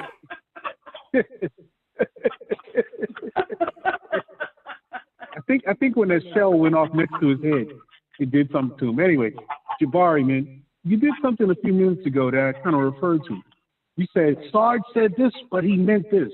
Why is that such a prevalent thing on for folks that lean toward the right? Because you're such a fucking liar. You make people think I said something I never said. That's why people listen to you instead of me. Talking to Jabari. Some motherfucking lying piece of shit. This idea of making excuses for people. I don't get it because you don't hear folks on the left do it. You say what you say, and that's it. But it's like, I don't understand. Please help me to understand this. Okay, when Sarge first came on, he stated that Putin was not, but he was a murderer. He was this and he was that and he was that, and he had basically no love for him. Then he went on basically to say what Tucker Carlson presented, and you all from that point. You all made it seem like Sarge was supporting Putin and Russia and everything else. I'm like, Sarge, he didn't say anything close to what you all was saying. I'm like, where did you all get this from? Okay, so let me explain that to you. Whenever you're on the right nowadays, you have to talk out of both sides of your neck, right? The fact that Tucker Carlson was in Russia shows support for Vladimir Putin. The fact, How? okay, Wait a can I, How? cause, just calm down. The fact that he was in Russia interviewing Vladimir Putin showed that he was trying to promote whatever Vladimir Putin said. That means that he support Vladimir Putin's message. He was supporting the way their subways are. He was supporting the way their grocery stores are. He was supporting, them having a better lifestyle than Americans. Now, when Sarge came on and first said what you said he said, which he did, that Vladimir Putin was a murderess and all this kind of stuff, at the same time, talking out of both sides of his neck, he went on and supported what Tucker Carlson was doing. So you can't have it both ways. So I get to pick and choose which view that I want to hear from him. And I heard now we understand what you mean. That you just said it right there. Shut the fuck up. Either you're gonna take one side or the fucking other. Either you're gonna tell me that Tucker Carlson is a goddamn treasonous bastard who betrayed America by going over there interviewing Vladimir Putin, or you gonna support what the fuck he's doing. You cannot have it both fucking ways, Jabari. So whenever he started supporting fucking Tucker Carlson, I chose that goddamn side. I chose not to choose the side where he said that he's a murderess, because he obviously don't believe that, because whenever he started supporting Tucker, he started supporting Vladimir Putin. Now do you understand? Since your brain do all that mental gymnastics, I hope you understand that. Okay? Okay, I think. That's spoken like a real soldier. I'm so glad you ain't in the State Department saying nothing to State Department right now. That's spoken like a real soldier and not a weekend warrior. Wait a minute. Respect I think I see that, bro. But let me just add this. Go swab it, thank you, cock-sucking swabby. Eat a fucking lemon. Wait a minute. Yeah, Tucker Carlson is not a journalist. Yeah, Tucker Carlson is not a journalist. He's a propagandist. Just so you know. Okay. And what he gave you was propaganda. Tyrone. Yeah. This is what I'm saying here now. That you and your other guests don't do your own thinking. You believe just because Tucker Carlson said something or has an opinion that it really matters. It doesn't. That's his opinion, his position. That doesn't make him a traitor. And it was good to hear from Putin. It was not good to hear from Putin. Why? Why? Because Putin killed. I just went over. He's a fucking dictator, man. Putin is the worst motherfucking war criminal in the fucking history of the goddamn. Well, besides Hitler, Putin is terrible business, man. He does not allow free speech. He does not allow democracy. He kills his opposition. He poisoned Navalny, and he killed that man. I mean, we seen him. We seen Vladimir Putin just commit murder. We just seen that. Okay, so because Putin is all those things, do you think Republicans really like Putin? Because yes. Yes. Come on, Tyrone. Yes. Come on, Tyrone. Listen, okay, I'm gonna prove it to you right now. Well, I'm gonna prove it to you right now. They are impeaching the president of the United States based off of a Russian goddamn ploy that got to politicians on the right in America. They're now doing an impeachment inquiry of Joe Biden based off of that Russian goddamn plant. So yes, the Republicans listen to the goddamn Russians. Do you understand that? They got bad intel from Russia. Okay, well, you don't think Russia got bad intel from some of our agents? This is not a both sides thing, brother. It really ain't. Whenever we as Americans receive information from a country like Russia, we don't supposed to take that shit into consideration and try to impeach our goddamn leadership. That's dumb as fuck, Jabari. Well, the informant gave good information to the FBI for years. The FBI is not infallible. They're not. The FBI told them motherfuckers it was Russian the information. Yeah, there was a guy on CNN. There was a guy on CNN. What was that guy name? Tyrone, can you ask this Jabari nigga what is an example of the information that he talking about? I need an example. Now, you better not ask me, motherfucker. You better not ask me, because I'll set your ass straight. You wasn't even in the real military, nigga. Nigga, I got you, motherfucker. I got your ass right now. Ask him. Out. Can you ask Jabari? You ask me the question, and I'll get you straight, because I know what happened. Can you ask Jabari what? They don't ask you because you yell like a fucking banshee. Oh, God. Because you can't hear shit, you deep bastard. I thought you was a relatively young man. Oh, Lord. You can't hear. Jabari, you I'm need an asking ear you. horn or something. I hope you're Googling right now. What information are you talking about, brother? Well, Victoria Nuland and a little coup, she pulled off in Ukraine to poke the Russians bare. That's what. And also John Brennan working with the CIA to feed the Five Eyes intelligence information that they put in the circular loop to feed the news media to cause the FBI to launch an investigation of the Trump campaign. That's what I'm talking about. I'm going back on mute. I wasn't even talking. Hey, go on mute and shut the fuck up and get sober. See what I'm saying about yelling like a fucking banshee. Yelling like a goddamn idiot. I'm gonna keep on yelling till you pay some fucking attention and actually respond. Okay, so check this out. Check this out. The Republicans. I'm talking to Jabari now. The Republicans and Ken Buck. He was on CNN the other night. Ken Buck told us all the Republicans knew that whenever they got the information about the 1023 and Alexander Smirnov, that it was not credible. It was not vetted. They just tried to use that stuff to railroad an impeachment. And they knew, and the FBI told them that the information was not vetted and he was probably compromised by Russia. So Ken Buck came on CNN and told us that just the other night, and he was at the beginning where they got all of this information. So yes, I think that the Republicans do listen to fucking Russia. Okay, well, the FBI also told the Congress that the Hunter Biden laptop never existed. So okay, they didn't say it never existed. That's not true. Well, whatever it is, they said it wasn't. They said it was Russian disinformation. Mm-hmm. That's what they said it was. The whole laptop was Russian disinformation. And it was. We trying to find that laptop still. No. See, the reason that it was Russian disinformation is because Hunter Biden has not been charged with any crimes based off of his laptop. Joe Biden and the $5 million that Alexander Smirnov probably they said came off of that goddamn laptop or whatever the fuck they said. That laptop is irrelevant. They stopped talking about the goddamn laptop. Sarge even ran whenever we started bringing up the goddamn laptop. After a while, he didn't even fuck about that damn laptop. You're a goddamn liar. I've never run from the laptop issue. I'll be happy to engage you any day you dare take me on. Sarge doesn't know anything about I have never run from the laptop issue ever. It was a copy of a hard drive.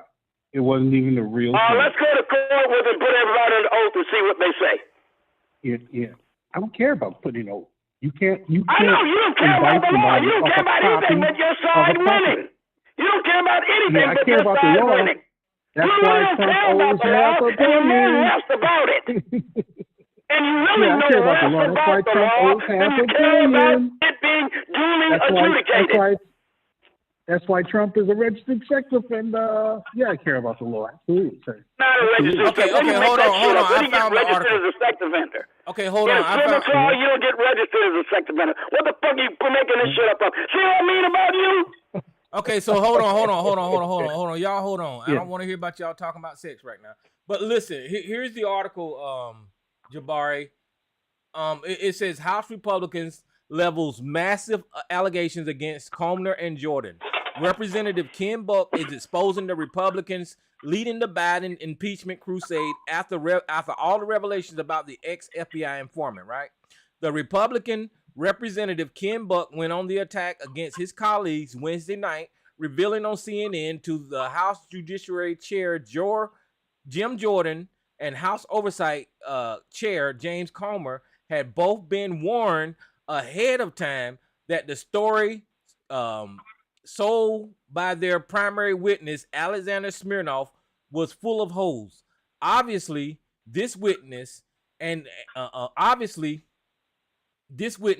we were warned at the time that we received the documents outlining that this witness testimony, where we were warned that the credibility of this statement was not known. Buck told Caitlin Collin on CNN and the source. And yet my colleagues went out and talked in public about this witness was credible and how damning it proved that Joe Biden was. So they basically took the Russian disinformation and they went out there and they still continue to try to push the impeachment and smear Joe Biden with this fucking goddamn shit that they got from fucking Russia. So whenever you ask, do they listen to the goddamn Russians? I'm telling you, yes, they know that they listening to some fucking misinformation from the goddamn Russians. So do you understand that now? Yeah. I don't understand anything except the fact that you say that one area of the evidence against Biden and Hunter is questionable, and all the rest of it is too, and that's a lie. Okay, so Sarge, first of all, I did not say that, and I would never make a statement like that. I am talking specifically about Alexander Smirnov. I didn't say anything that you brought to the table was not credible or anything. If I said anything, or if I talked to anything that you presented, I would just say wait until it can be proven or disproven. That's what I would say. So all right, so that's okay. Then finally we got some agreement on something. Finally, we got some agreement. Okay, I'll give you that. So I will say, set aside all of the evidence that Smirnov put forward, and let's deal with that which has yet to be impeached. We can't because we don't know. Oh, yes, you can. It happens all the time in criminal trials. No, what was in the news right now? I've seen it. Don't tell me it doesn't happen. Listen, who's in handcuffs right now is Alexander Smirnov, which means that everything that he said that you promoted was bullshit. All of that other shit that you talking about right now just is more conspiracy that adds on to what Alexander Smirnov was saying previously before he was fucking arrested. So I can't. And what did I just say? I said set aside all of the evidence that originated with him, and you still got a mountain of it against Hunter and Joe. No, you don't. You don't listen very well. I got to yell louder. Go ahead. Tyrone, remember? Tyrone, can I get in here just a quick second? Jim Jordan, I got a mother load for this guy.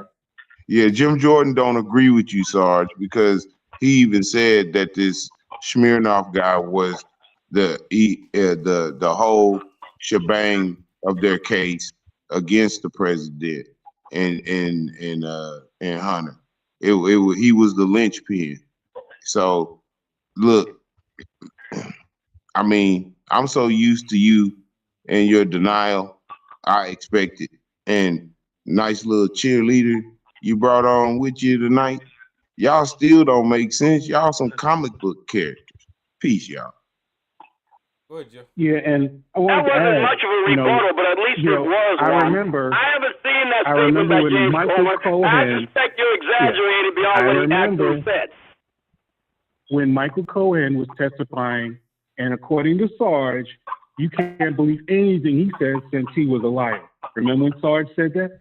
And let's not go into the 2,000 mules.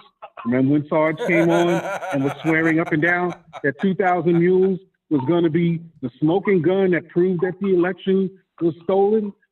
Remember when Sarge got on and talked about the truck driver that was driving ballots from one state to another? I mean, we can go down Sarge's hit list, of greatest hits, and it'd just be over and over and over where he's been either lying or wrong. In fact, I don't think he's been right yet. And I would be like, look, if I kept losing at a game like this, I'd stop fucking playing. So maybe you should just go on quietly, Sarge, and just go ahead and read the news and just eat your mapo and, be cool about it, because you don't see me I'm not making going good calls, anywhere brother. quietly until these issues are resolved in a court of law. They haven't been. Until they are, what you say is your opinion, and your opinion ain't worth diddly squat. Hold on for a minute, because when you talk about court of law and Joe mentioned in 2,000 moves, those things go together, because True to Vote just went to court and they had to admit whatever they was giving Denise DeShusha was a fucking lie. It's fake. So it was fake. Wait a minute. Where did they say this? Hold on, let me give it to you because they were just in the news like this week. While you looking for that, Go Sarge, ahead. you said something. We're gonna wait and see. Well, we wait and see like what Jeff Sessions, like Bill Barr. What's gonna happen, Sarge? We've been waiting for a long time. You mean like Bill Barr said that mail-in balloting was an invitation to mail in the election fraud? Yeah, like when he said that. If you're gonna use Bill Barr, then you have to accept the fact that he said that the election in 2020 was dynamite and had no fraud that to be So he made two spoken to contradictory change statements. So which one anything do that you believe? happened in the election. Peace to So he y'all. made two contradictory statements. Which one do you want to believe? I know which one I do. You got the one you believe. Let's just leave it at that. What about Jeff Sessions, Sarge? What happened with Jeff? Man, what do you mean? The man recused himself from his fucking job. What do you want me to say about it? I'm saying that we gotta wait and see. You act like people are getting prosecuted, like you said before. Wait a minute. What do you bring up Jeff Sessions for? Sorry. What's he got to do with anything? He recused himself. You're blowing a lot of smoke and all. Oh, for Christ's sake! Will you stop it? What was that? That was just you trying to be smart or something? It's like It had no relevance to anything else. It's like you're farting all over. He recused himself. That's my response. You're farting all over the place, Sarge. All right.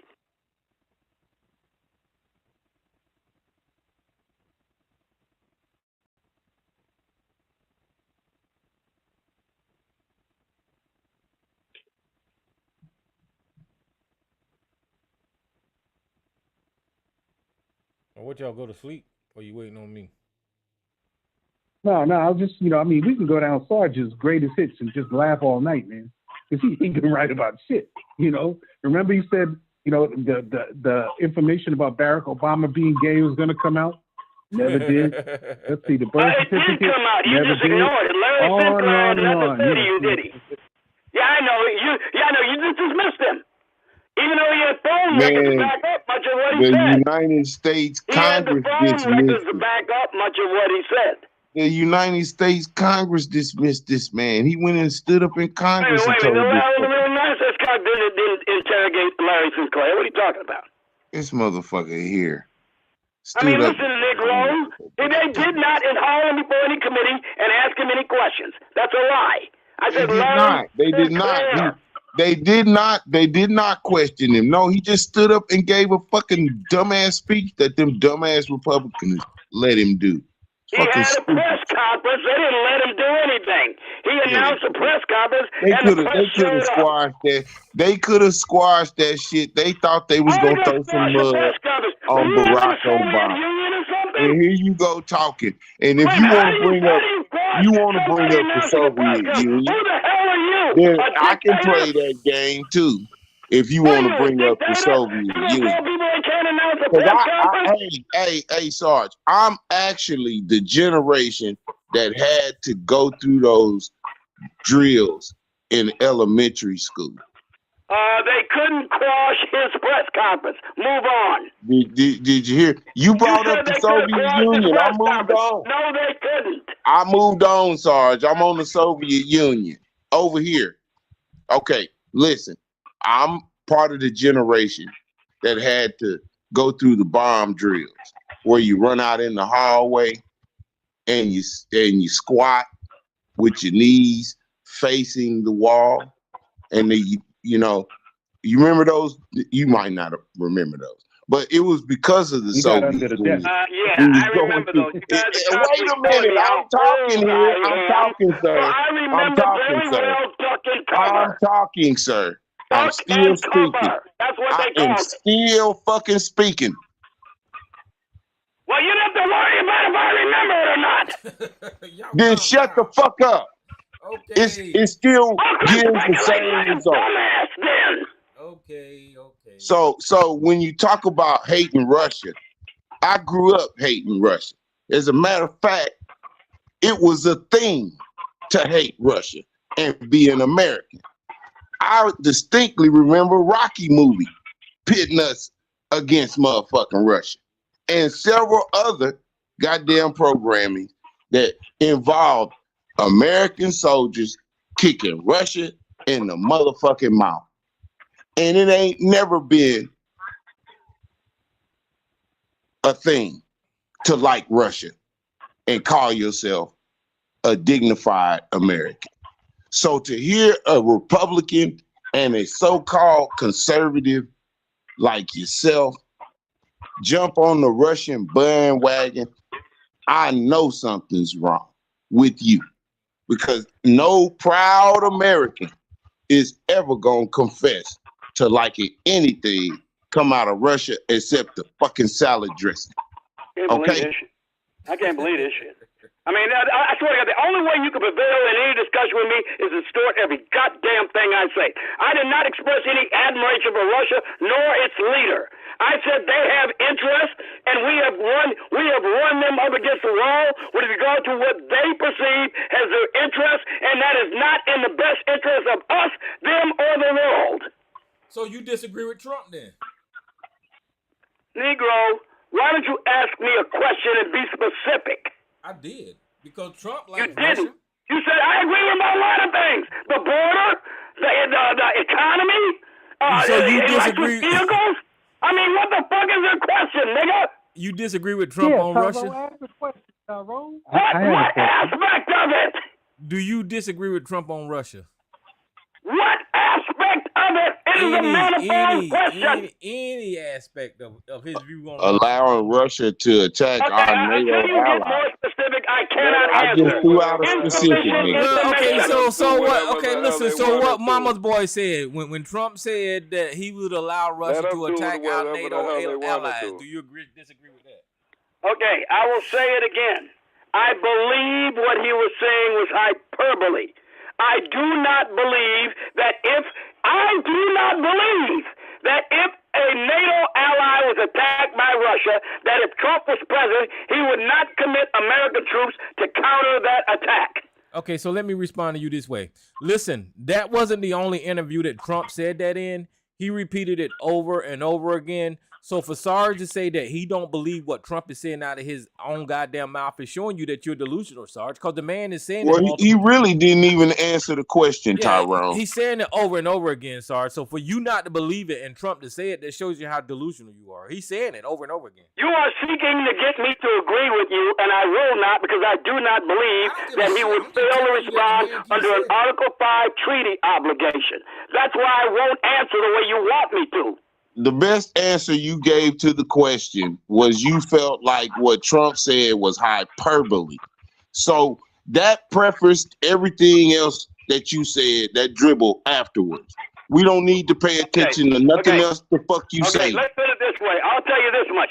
If Trump would not fulfill this nation's obligation under a Treaty 5 obligation, then I would disagree with Trump, all right? And that's the closest you're going to get to me on that answer. He should honor this country's treaty obligations, and that would include responding to an attack upon a NATO member by Russia. So if he doesn't, then I will oppose him. Well, so you're inching. Hold on for a second. So you're inching closer to the right answer. But that is not Trump's position. Okay, so because Trump with his answer said that he was disregard the fucking Article 5 fucking goddamn agreement. He just did. Right. You don't know what his position is, and you wouldn't be honest about it even if you knew. I told you, motherfucker. He told the world. You said gave me an answer to put him in the worst possible light.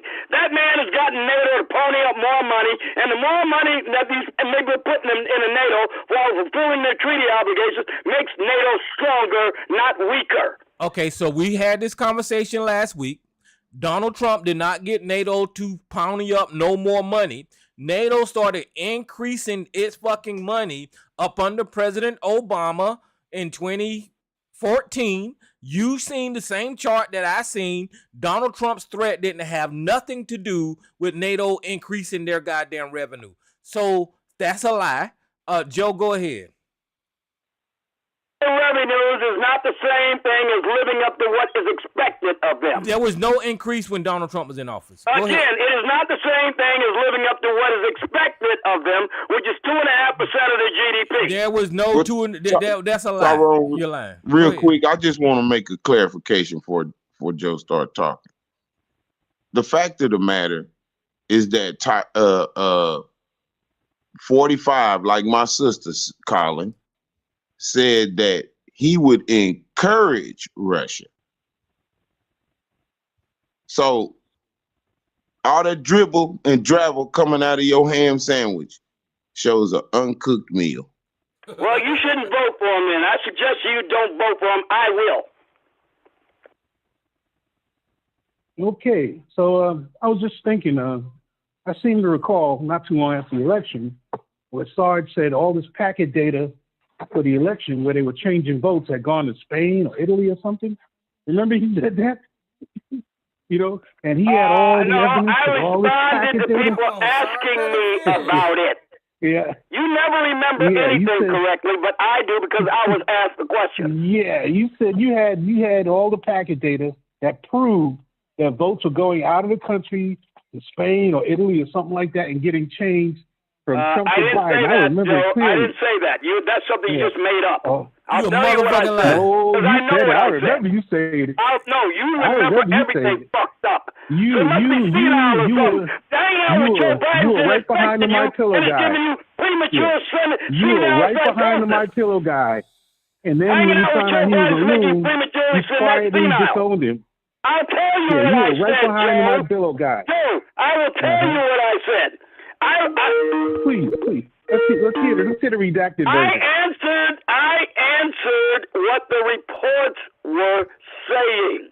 I said, this is what they are saying. I say it is yet to be proven. You ignore that because you can't help but distort everything I say. You do it all the time, every time.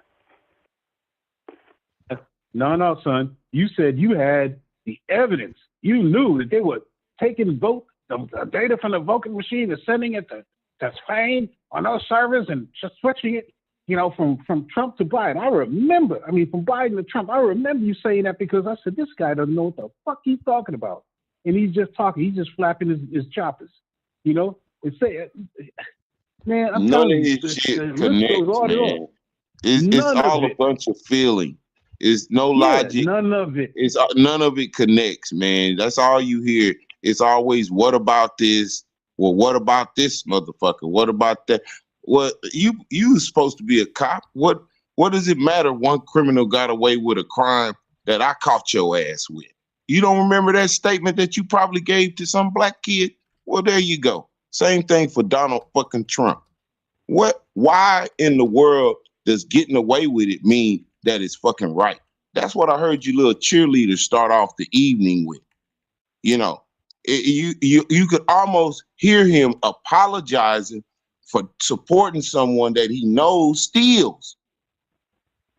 Well, in business, when you deliver some motherfucking casino machines to a casino, and they're supposed to pay you for those machines, and they forget to plug them in. So when they open up, the machines don't work. Okay. But goes around and so hold on before you go, Sarge. Hold on, shut up.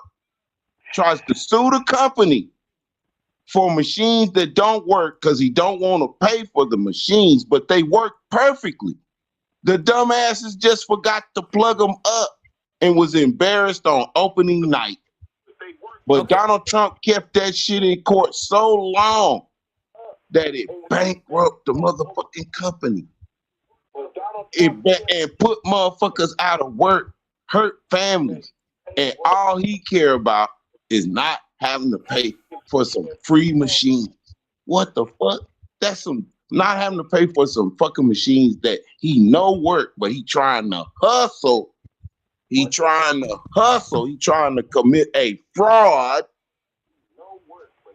so he can keep the machines and not pay the money to the company. Now that's incredible to sit and support some trash like that with your chest out. That's incredible for you to stand up here pompous about the goodness in your heart and what you stand for, patriotic duty. I'm almost about to say what Howard was going to say. I think it's part-time duty because you show the part-time and the fact that you part-time let Donald Trump get away with it, but you'll show some other unsuspecting soul to the same standards that you so-called live and stand for, I think it's part-time, like you were in the military. But back to what I'm saying, you're going to support a clown. Don't get mad when somebody call you a fucking clown. Peace, family. All right, so hold on for you go, Sarge. I want because y'all talking about the vote and 2000 music again. I want to go ahead and share with you these links about the True to Vote saying that they didn't have no evidence of Muse and all that kind of stuff. So we got one from the Huffington Post, and then we got one from the AP where it says the conservative group tells the judge it has no evidence to back his claim in the Georgia ballot stuffing claims, right? And then the Huffington Post says True to Vote tells the judge it does not have evidence for ballot Muse, the conspiracy theory. So what I'm trying to tell you is that all that shit that Joe is talking about, the foreign interaction and them shipping and you believing beneath the shusha, when these people was put before a goddamn judge, all of those conspiracies that I was calling a conspiracy at the time is a goddamn conspiracy, because the people that you gave credibility to when they had to show up in the goddamn court, they couldn't prove shit, Sarge. So all of that shit is a goddamn conspiracy, and everything is fucking panning out. I mean, later on in time, but all of that shit that you believe is just bullshit. So I put the 2 links in the chat room. You can read them for your goddamn self.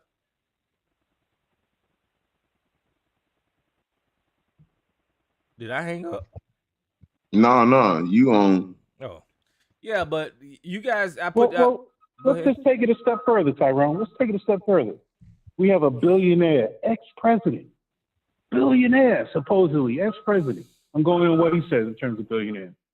But you can only get represented by a two-person law firm out of Jersey for the biggest fraud case in your life. Sexual assault case in your life. That's the best you could do. Nobody else will represent you. That says a lot, man. Well, you know, there's speculating. You know, there's speculation that Donald Trump couldn't find a bondsman for the $5 million for E.G. and Carroll, so he had to put that money up on his own.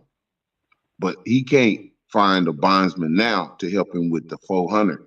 He tried to delay today. Okay, and that didn't go through. And word on the street, I could be wrong. Please follow up on my ass.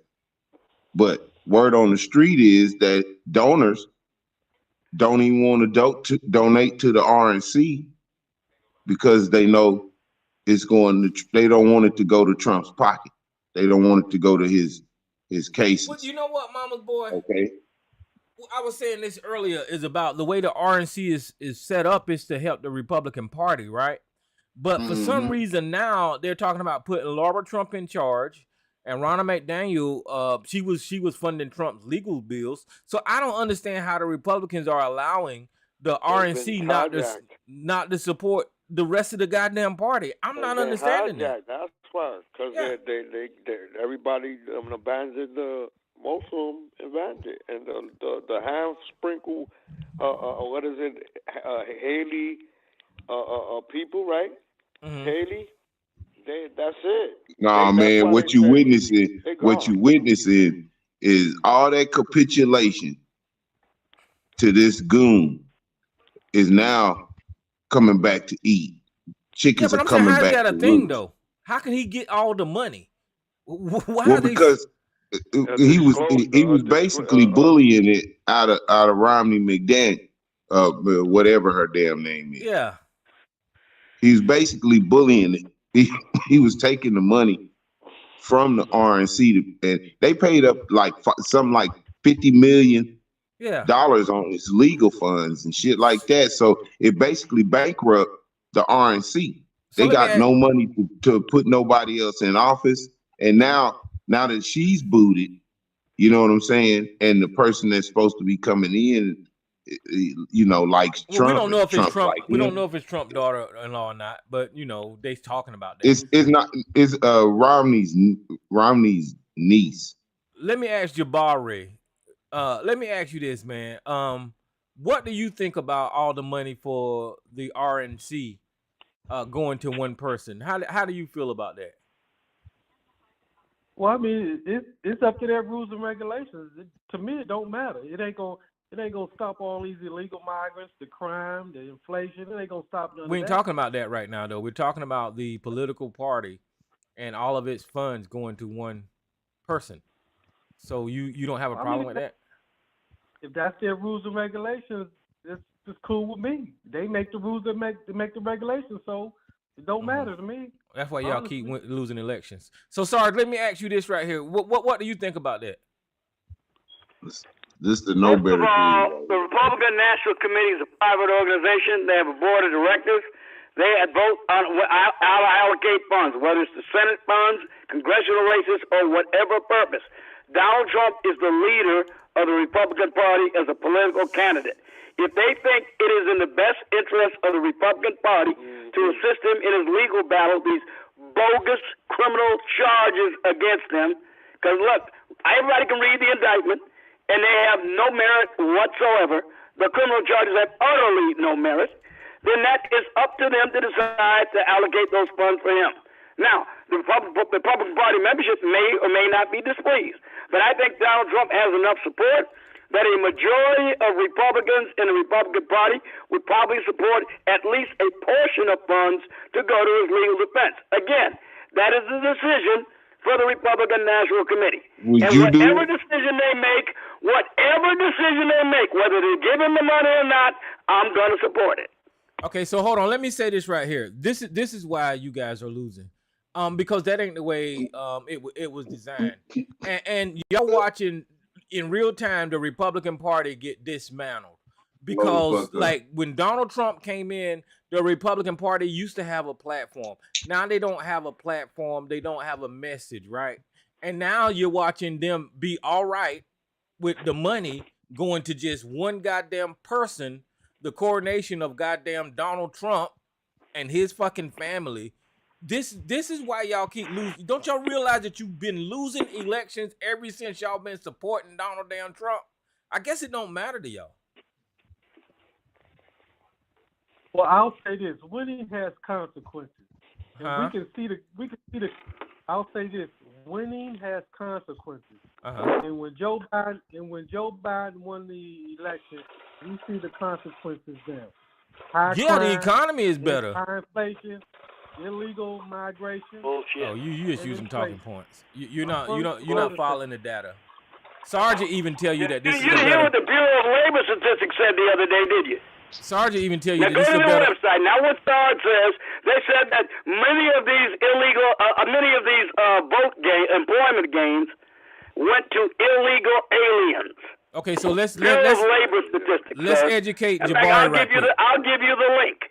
Let's educate Jabari right quick, Sarge. Can you tell him that this is a better economy up under Biden than it was? What did I just say? They're touting the jobs. You don't want to answer the question. Listen, answer the question for Jabari. It's not. I don't agree with you. Why do you expect me to say something I don't agree with? Can you tell him that this is a better economy? I'm telling you, one of the big things they touted as a better economy was all the new jobs. And now it's been determined by the Bureau of Labor Statistics so I'm going to that ask a great plurality of those jobs went to illegal aliens. Okay, so I'm going to ask you, as an individual. So man, I'm not going to agree with you. Okay, so I'm going to ask you, is the unemployment rate better up under Biden than it was up under Trump? Again, I don't agree. No, not for American citizens, it ain't. Is inflation down? You got my answer. Asked and answered. Oh, is inflation down, Sarge? No, it's down from the high it was. It's infinitely higher than under Trump. It was under 2% under Trump. Now what is it, 6%? Okay, so that's not down as far as I'm concerned. Okay, so did Joe Biden create more jobs than Donald Trump? What did I see? My previous answer, asked and answered. Okay. Well, see, Jabari, Sarge ain't being honest either. All you got to do is look up the numbers, Google it. This is a better economy than it was up under Trump. So everything you was getting ready to talk with your little talking points, you need to do some research, brother. Well, my profession, I'm in the office products business, and we sell everything that an office uses, everything. And in the company I work for, it's one of the largest independent companies in the Washington, D.C. metro area. And business is slow. It's coming back, but it's still slow. It's not back to where it was under Trump. Nowhere even close. Listen, you're lying. Donald Trump's economy was slow because there was a fucking global pandemic, man. Okay. Well, maybe for the last year it was, but I'm telling you, Tyrone, that my profession, we experienced a great amount of growth under Trump. And it's because of business. We sell to businesses who employ people. So no. I don't pass the smell test there, bro. Okay. Well. The reason why. I'm gonna tell you why. Because what you're doing is you're telling me based on feeling. You're not giving any data on it. You're like, I feel like this is that way. But the reality is that after the pandemic, most people work from home now. We have what they call a remote workforce. They don't need to buy office supplies for people who aren't there. There's nothing to do with Donald Trump. Okay, and you also have downsizing as well. Okay, so trust me, in my industry, which is basically the industry that supplies business with the supplies, products, and services that they need, business is slow. It is down. Well, it's slow again because you're not having centralized offices anymore. You have remote workers. You have distributed workers. So you don't have to buy supplies for workers that aren't there. Well, not to mention a true businessman in that environment would have saw this shit coming long time ago. That buying and selling in very very hard objects like stores is going to be changing with the internet and everybody buying shit online. So and now with the automation coming in, you really ain't gonna need that many people to take orders anymore. Because you're gonna have AI taking that, and you're gonna slim down even more. But you know that kind of industry, you're gonna see that shit coming. You can't blame that on like a president. That shit's just the way life is going. That's the way the whole world is going. Automated. Goddamn, where you been for the past 25 years? Yeah, and not to mention that Donald Trump came in on the back of Barack Obama really fixing a fuck up that George Bush did and the boom in the housing market and the bust that blew up the goddamn economy. So Barack Obama put all kind of measures in place to fix the goddamn economy. Donald Trump came in with his tax cut, blew up the goddamn deficit, and Biden had to get back in there and bring it back down. I mean, these are facts. I don't know. I know y'all listen to talking points, but all you have to do is Google this shit, and Sarge know I'm telling the goddamn truth. So, I mean, well, if it wasn't for the American Recovery Act, I don't know how great of an administration Obama would have had.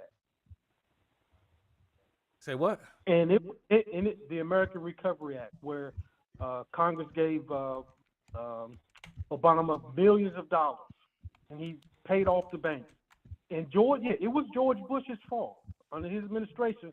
But you can't, if you're going to say Trump rolled off of Obama's back, well, you can't ignore the fact that Obama got millions of dollars under the American Recovery Act as well. Okay, so this is the thing. Whenever you're talking about the American Recovery Act, which did happen up under President Obama, it took leadership to get that done.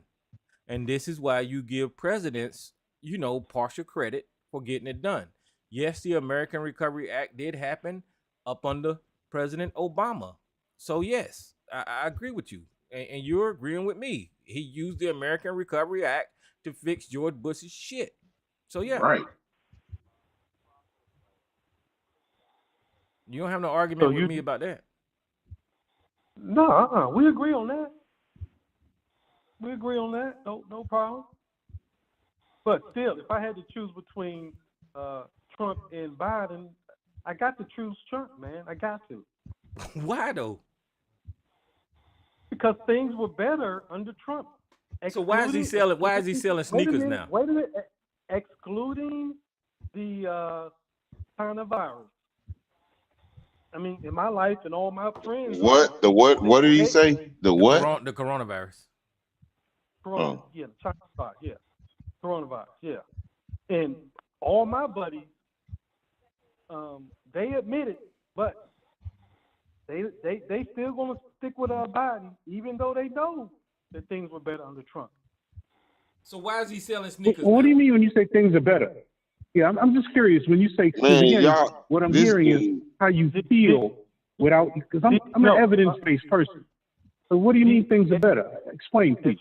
As far as my economic situation, as far as my buddies' economic situations, things were better. So as long as your pocket is full and your home is satisfied, it's okay to unleash thousands of people on our government. What do you mean unleash 1,000? What do you mean? That's what Donald Trump did. You mean illegal aliens? You mean 8 million? No, yeah, I'm talking about. Yes, I'm glad you spoke up, Sarge. I could put both y'all two nuts together. Yeah, I'm talking about January. Listen. Sit the fuck still. Sit the fuck still while you two get the same haircut. That's why you can't respond. Shut the fuck up. I'm talking, man. You interrupt me in the middle of my speech and you tell me I won't answer your damn question. Wait a minute. Listen to the stupid shit you say. You interrupt me in the middle of what I'm saying and ask me to answer your question. Fuck your question. Now listen to the same haircut. Both of y'all dumbasses. Okay. Find a people to make a throw piece of shit. Fuck you and go to hell. Listen. I done lost my train of thought, which is probably what you was trying to do. Listen, hold on. You was asking him, was it okay to release thousands of people on the United States, and you was talking about January 6th. Yeah, I'm back. I'm back, Tyrone. Shut up. Good Lord, son. How many times does somebody have to tell you to shut up and let them finish talking before you realize that you need to shut the fuck up? That's when you pay some goddamn attention. Which I ain't never paying attention. So put that in your shit and smoke it, motherfucker. I ain't never paying attention to you. Okay, except when you interrupt me. You piece of shit. Propaganda talking points. So shut up. Okay, y'all really go ahead. I'm talking about January 6th. That's the same haircut both y'all stooges is getting right now. That's the unleashing of thousands of people on the United States government. The house of fucking government. You fucking idiot. Shut up. Shut the fuck up. Shut up. You gotta keep yelling, so I gotta keep talking to you like you a fucking dumb adolescent. Shut the fuck up. Shut the fuck up. How many it was thousands of people out there. Excuse me, sir. It was thousands of people out there. 1,000 got inside the Capitol. Can I finish talking, please? Let him finish. I mean, the reason why he interrupted me is because he know I'm right. So, thousands of people fell onto the Capitol on January 6th. 1,000 got inside the Capitol and tried to disrupt the natural process of changing guard as president in the United States. Okay, and they got lined up, prosecuted, they still looking for him. And President Trump at the time unleashed that horde of crazy crackers onto the damn Capitol. Hurt officers, destroyed careers, and put the biggest black mark on the United States has ever fucking seen.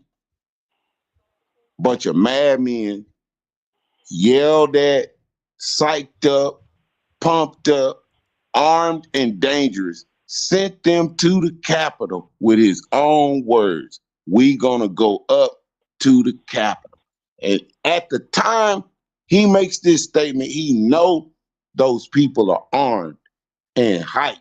Because Rudy Giuliani said a whole lot before Trump even got up there. Okay, so if you dismiss it, I guess, but you still got the same haircut. Y'all still looking like twins right now. Go ahead and support an insurrectionist. It makes you a sympathizer of an insurrectionist, if you ask me. Something need to be done with y'all niggas. Peace. All right, so before you go, Sarge, let me say this right here. Listen, this is the LA Times, and it says rally attendance in the thousands. And then it says the rally organizer told the National Park Service that they anticipated 30,000 people would attend. Law enforcement side said the crowd size ahead of the protest was possibly as many as 80,000. According to Army Secretary Ryan McCarthy, the crowd size was at least 10,000, according to the Associated Press. But they said about, like Mama's boy said, at least 1,200 got inside right here. More than 1,200 people, 1,200 Capitol Police officers. Well, 1,200 Capitol Police officers was there. So there was way more people than they were police officers. So, yeah. So don't lie about the size, Sarge. It was in the tens of thousands of people that showed up that day. I'd like to comment on that. Go ahead, brother. First of all, thousands rioting. Okay. There were hundreds, there was 100,000 people there demonstrating, mostly peacefully. Remember that phrase?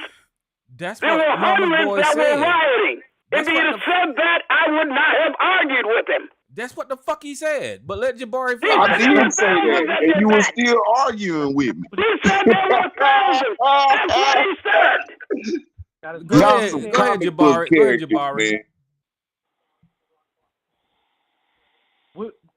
I'm going to deal with what Sarge says. There were hundreds of thousands of people there, but most of them were peacefully.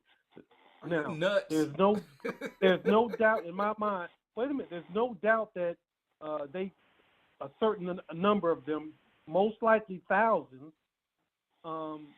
forcibly invaded the Capitol.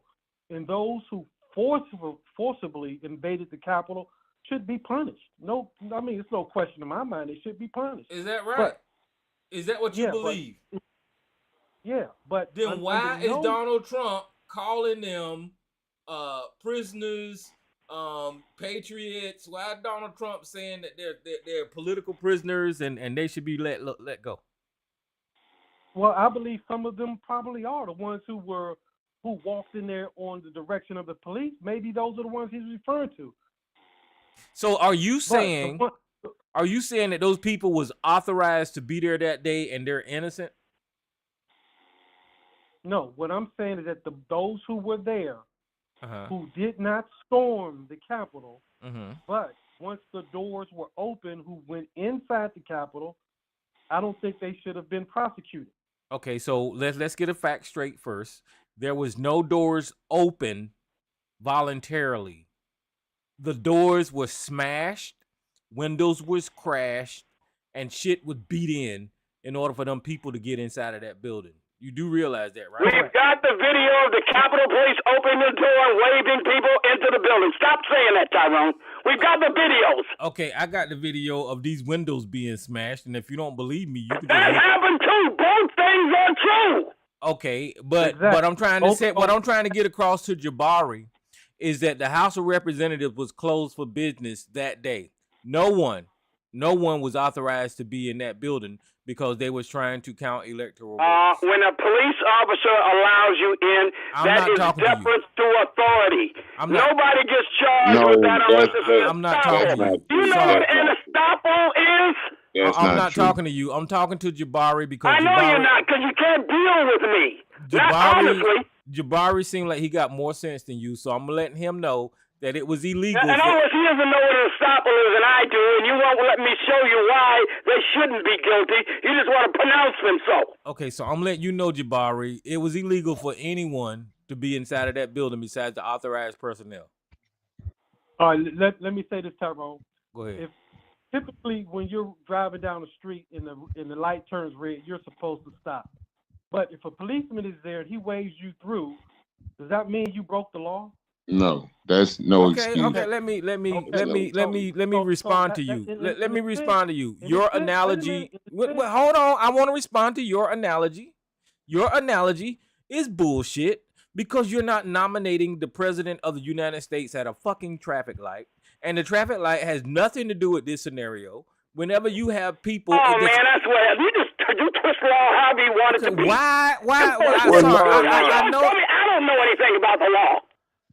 First of all, I know it hurts to. I know it hurts to hear your buddy getting sliced up on by this country. No, you just make shit up about the law because it suits your purposes. But those two situations are way different. Those two situations are way different. I'm trying to have a regular conversation with Jabari, and you keep cutting me off. And Jabari, your traffic light scenario just don't go together with what went on. Jabari is exactly correct. We've got court cases that say so. No, he's not, Sarge. They don't nominate a motherfucking president every goddamn day. Like they have a traffic light. It's the principle, Tyrone. It's the principle you're missing. Oh, okay. Well, you go on with that analogy. It's just not. It's not right. Well, hold on, Tyrone. There's a big ass hole in their argument, and the big ass hole is when you marched up to the Capitol, you saw these big ass fucking barricades telling you not to go beyond that point. And this is what happened to a lot of people that got prosecuted, okay?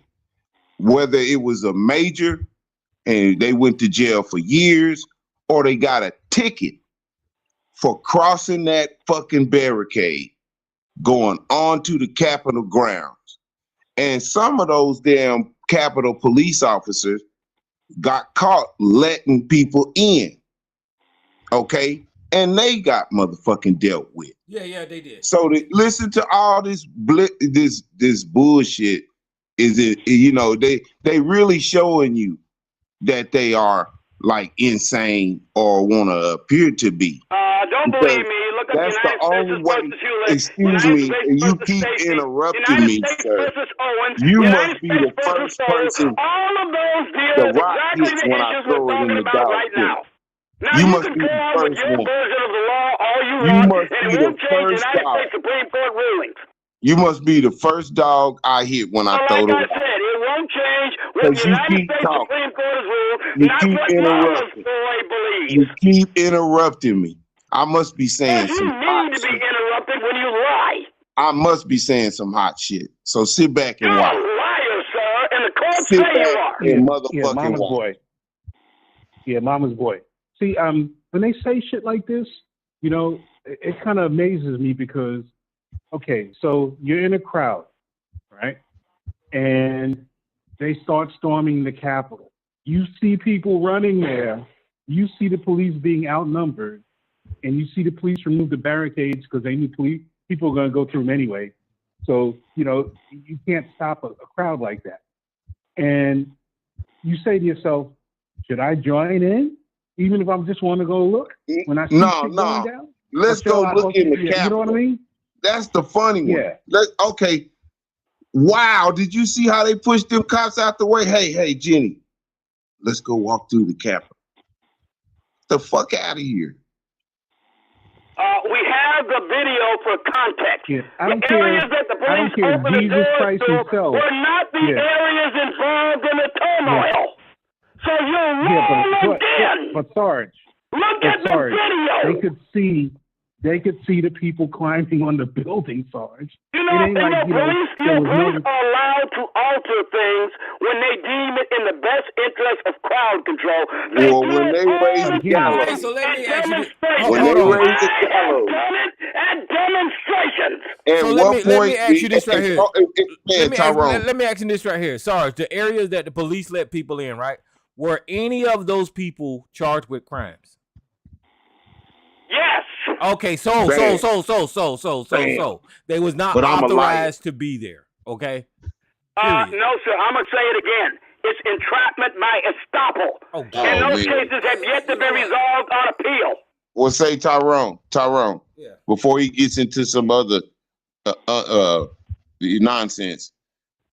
At what point do you go home when they raise a gallows in the middle of the square? At what point do you say, okay, wait a minute, sir, I'm not done. I'm still fucking talking and you still interrupting. I'm still fucking talking and you still interrupting. So I'm just reminding you what you're doing. I'm still talking, you still interrupting, sir.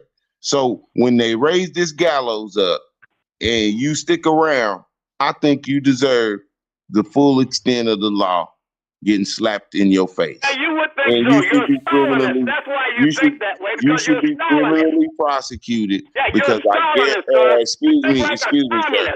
I'm still continuing. I'm still continuing.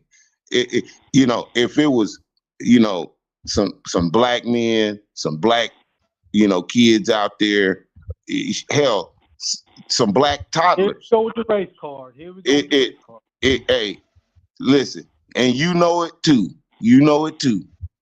You know it too. If it was any ethnicity other than white, that shit would have got squashed. You know what? Okay. Boy, that's a question that we don't talk to Sarge them about that often. Why are y'all okay with this majority white crowd? Mostly white people got arrested. What the fuck are you talking about? Why white y'all people are in jail? Okay, I'm talking to Jabari then. Why are y'all okay with this? You guys don't even look at the evidence. I'm talking to Jabari. Listen, why are you okay with this mostly white crowd and defending this mostly white crowd, Jabari? You don't see. First of all, I'm not defending them.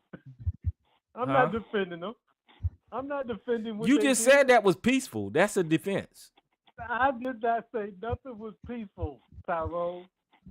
You did say. Wait a minute. I said that there were people who were there who stormed the Capitol doors, and they should be thrown in jail. But the other ones who were there, just basically walking inside, well, I may have said peaceful, yeah, who were peaceful, I think they should be thrown in jail. So if I said peaceful, I think, I probably did say peaceful. So why are you defending them, though? You mean them? I'm on. Because they didn't commit a crime, maybe. Wait a minute. The only one that I think everybody that showed up should be on the FBI watch list. Okay. Defending are the ones who went into the building on the direction of the police officers. Period. Okay. So Sarge, are you looking at the YouTube channel right now? What do you have to show there, buddy? Huh? Are those people on the opposite side of the police on that fence, that bike rack, are they committing crimes? Anyone who was rioting and attacking a police officer is committing a crime. I'm not asking you that. That's not what I'm asking. Let's move on now. What's your next question? That's not what I'm asking you.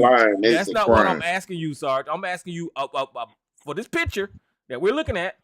Anybody on the left side? What the picture shows. I'll answer the question without even seeing it. Okay. Anyone who is attacking police officers and vandalizing property is committing a crime and deserves to be prosecuted. Okay, Anyone who walked into the Capitol after being waved in by a police officer who opened the locked door from the inside is not guilty of a crime.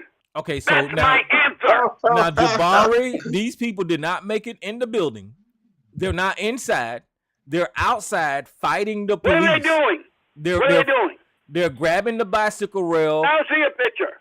I don't see it. You didn't put up a picture. Yeah, I'm looking at the screen right now. My screen is refreshed. You still got the House Republican levels massive allegations against Comer and Jordan. Yeah, you got to hit refresh. I don't see what you're talking about. You got to hit refresh. Hit refresh.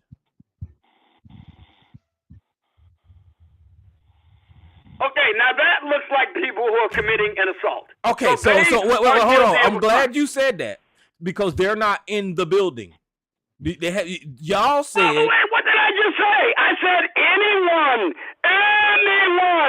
committing a battery or an assault against a police officer is worthy of prosecution. Now, why don't you listen to what I say? Man, because y'all talking points. The reason that I'm saying that is because y'all talking points has only been the people that's inside the building are the one that was committing crimes. And I'm showing you they started. You got to have evidence that they were assaulting the police. Do you have any witness or any arrest to show that those people assaulted a police officer? All other than walk in the building? Okay, listen. If you do, fine. Then arrest them for it. If you don't, then goddammit, don't accuse them of it. Okay, so I'm gonna put you on mute for a second. Guys, all of those people on the opposite side of that fence that are pressing against the police officers, and Sarge and Jabari said that all of these people were innocent. Every motherfucking body y'all see on this screen is guilty of a goddamn crime. Period. So all of this innocence that Jabbar and Sarge is talking about don't exist, especially when you got fucking pictures like this that show these people fighting the goddamn police. Every goddamn one of them, Sarge. Let me say this right quick. Let me say this right quick. There is not an innocent person in this photograph. There is not one innocent person in this photograph at all. So that's all I'm gonna say. Tyrone, take a look at that picture, Tyrone. Give me a rough estimate of how many people you think are in that picture that are pushing against that barricade. No. I'm not looking at only pushing. I'm not only looking against pushing. I'm looking at around the corner, over there where the Trump 1 flag is, on back where the Trump flag. I'm looking at all this fucking line, this barrier that's going around the corner. So how many people are in this picture?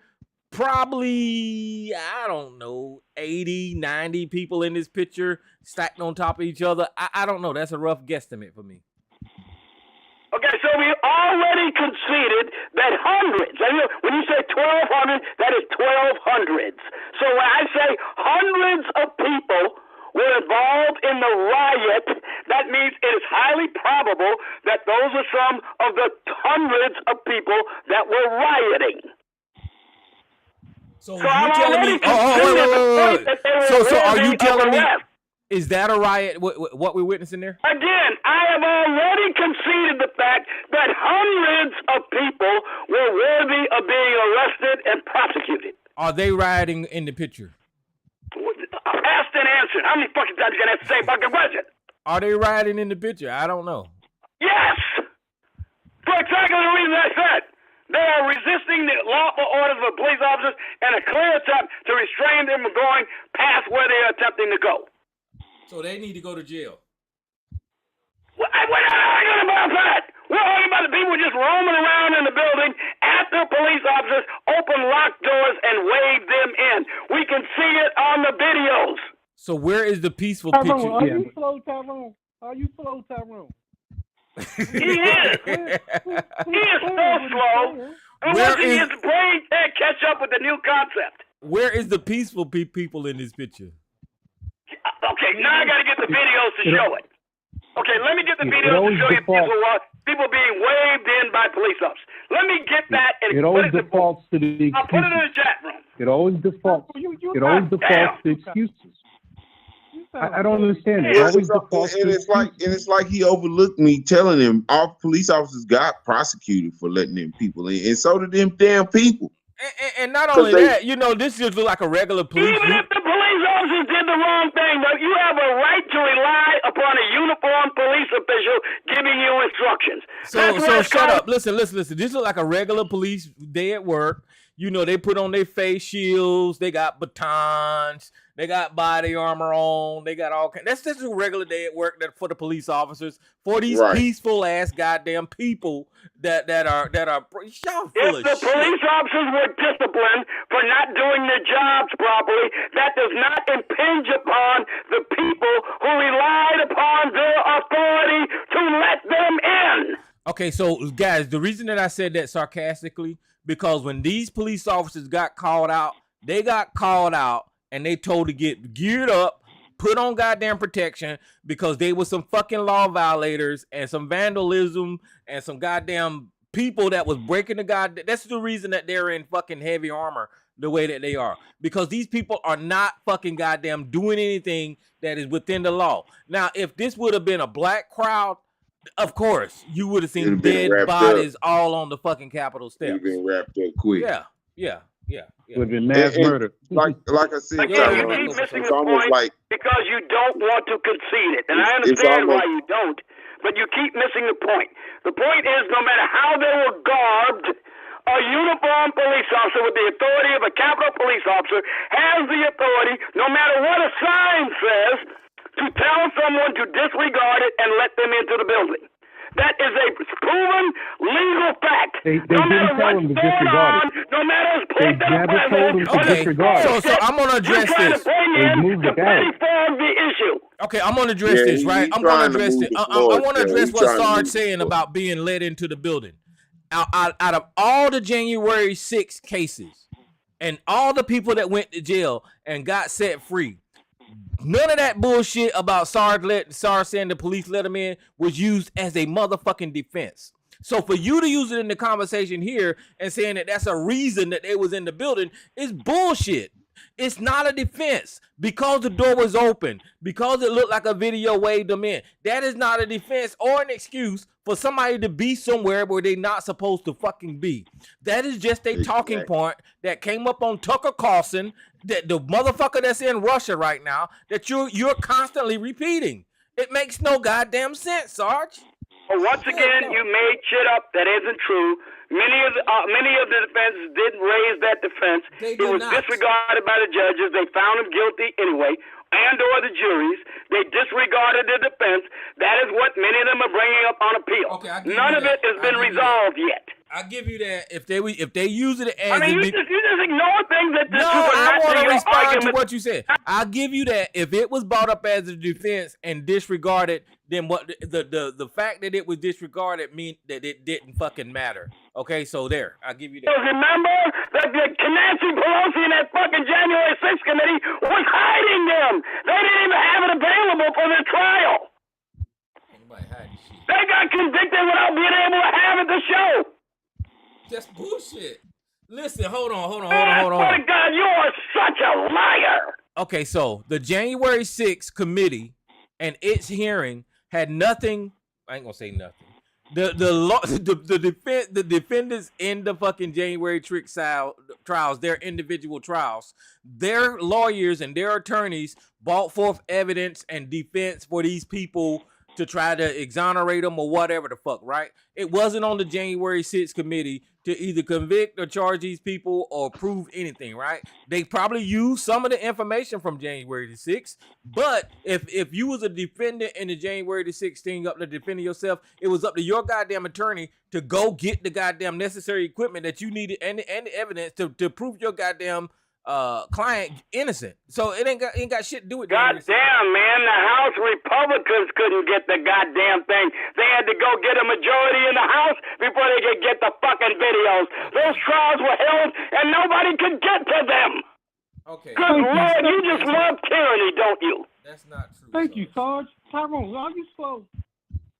Sarge, you're lying about the way the law works. Okay, now you just call me a liar, nigga. Now I got to show you full of shit. Now I'm a you're lying about the way the law works. If you are a defendant in the January the 6th, all of that bullshit that Sarge saying about they couldn't get access to the tape, that doesn't count because those fucking lawyers would have access to whatever evidence they needed to defend their fucking client. So he's lying. Golly, Sarge, you think about how the law works? Goddamn liar. It was the Congress of the United States, and they stalled, and they stalled, and they stalled until the Republicans got a majority in the House. They were able to keep it from public view, even from defense attorneys. No, they put everything on a server that you can go download yourself. I gave you the fucking link, nigga. We could have. All right, let me tell you something. So if they had the video of the police officers showing them being waved in the gavel, do you think they would have been acquitted? We couldn't see, no, because they didn't have no business being there. Oh, that wouldn't matter anyway, according to you. Right. You're full of shit. I guarantee we couldn't see that shit. It wouldn't have mattered for no nigga. It ain't gonna matter for them crazy crackers either. Sorry, you just be lying your ass off, man. And Jabari sucking it up like you know. I ain't never seen nobody like you, man. You just ignore fact and truth like it's nothing. You just want to win. You want your side to prevail. You don't care about the truth. You're projecting right now. My side is No, you are, sir. And you are, sir. I know what you do, and you've been doing it since I've been on TRS with you. And you know it. You just hate my skill. You just hate my skill, Sarge. No, your skill is transparent, sir. You're a bully and a demagogue. And that's all you know how to do. and you don't fool me And a or pretty anyone damn else. good one, They Sarge, just 'cause like what you have to say. They're not fucks you fooled up, either. so They he's just very like good what at you what have he to say does, Sarge. because you're standing up to Sarge. He's a pretty damn good bully and demigod because he fucks you up all the time. Oh, he doesn't fuck me up at all. The only thing that bugs me about him is his goddamn lying, distorting ass. That's the only thing about him that Why are bugs you me. the one yelling? And you know what? He's actually capable of having an honest discussion, but he prefers not to because he's a bully and a demagogue. Hey, that's why he's always interrupting me, Joe. I know, right? That's why he's got to yell. I mean, he's the only one yelling. He's the only one yelling. Yeah, because you don't listen. You'll say shit that I just told you I didn't say, and you'll say it again 10 minutes later. I listen to you very clearly. That's why I can bring up all your failed fucking Oh, arguments. you're a goddamn liar, Joe. You're a goddamn liar. So what's about that shit in Hawaii? All right, so listen, I got to hang up on you. We won't go into. Yeah, we won't go into the. You can go into it now. You can go into I'll leave all that one out tonight. You can go into all that. You can go into Benoit balls. You can go into all that shit. Cause I'm getting ready to cut YouTube off, and I'm getting ready to get off here. I ain't going to another motherfucking thing. I done had my say, and I'm through.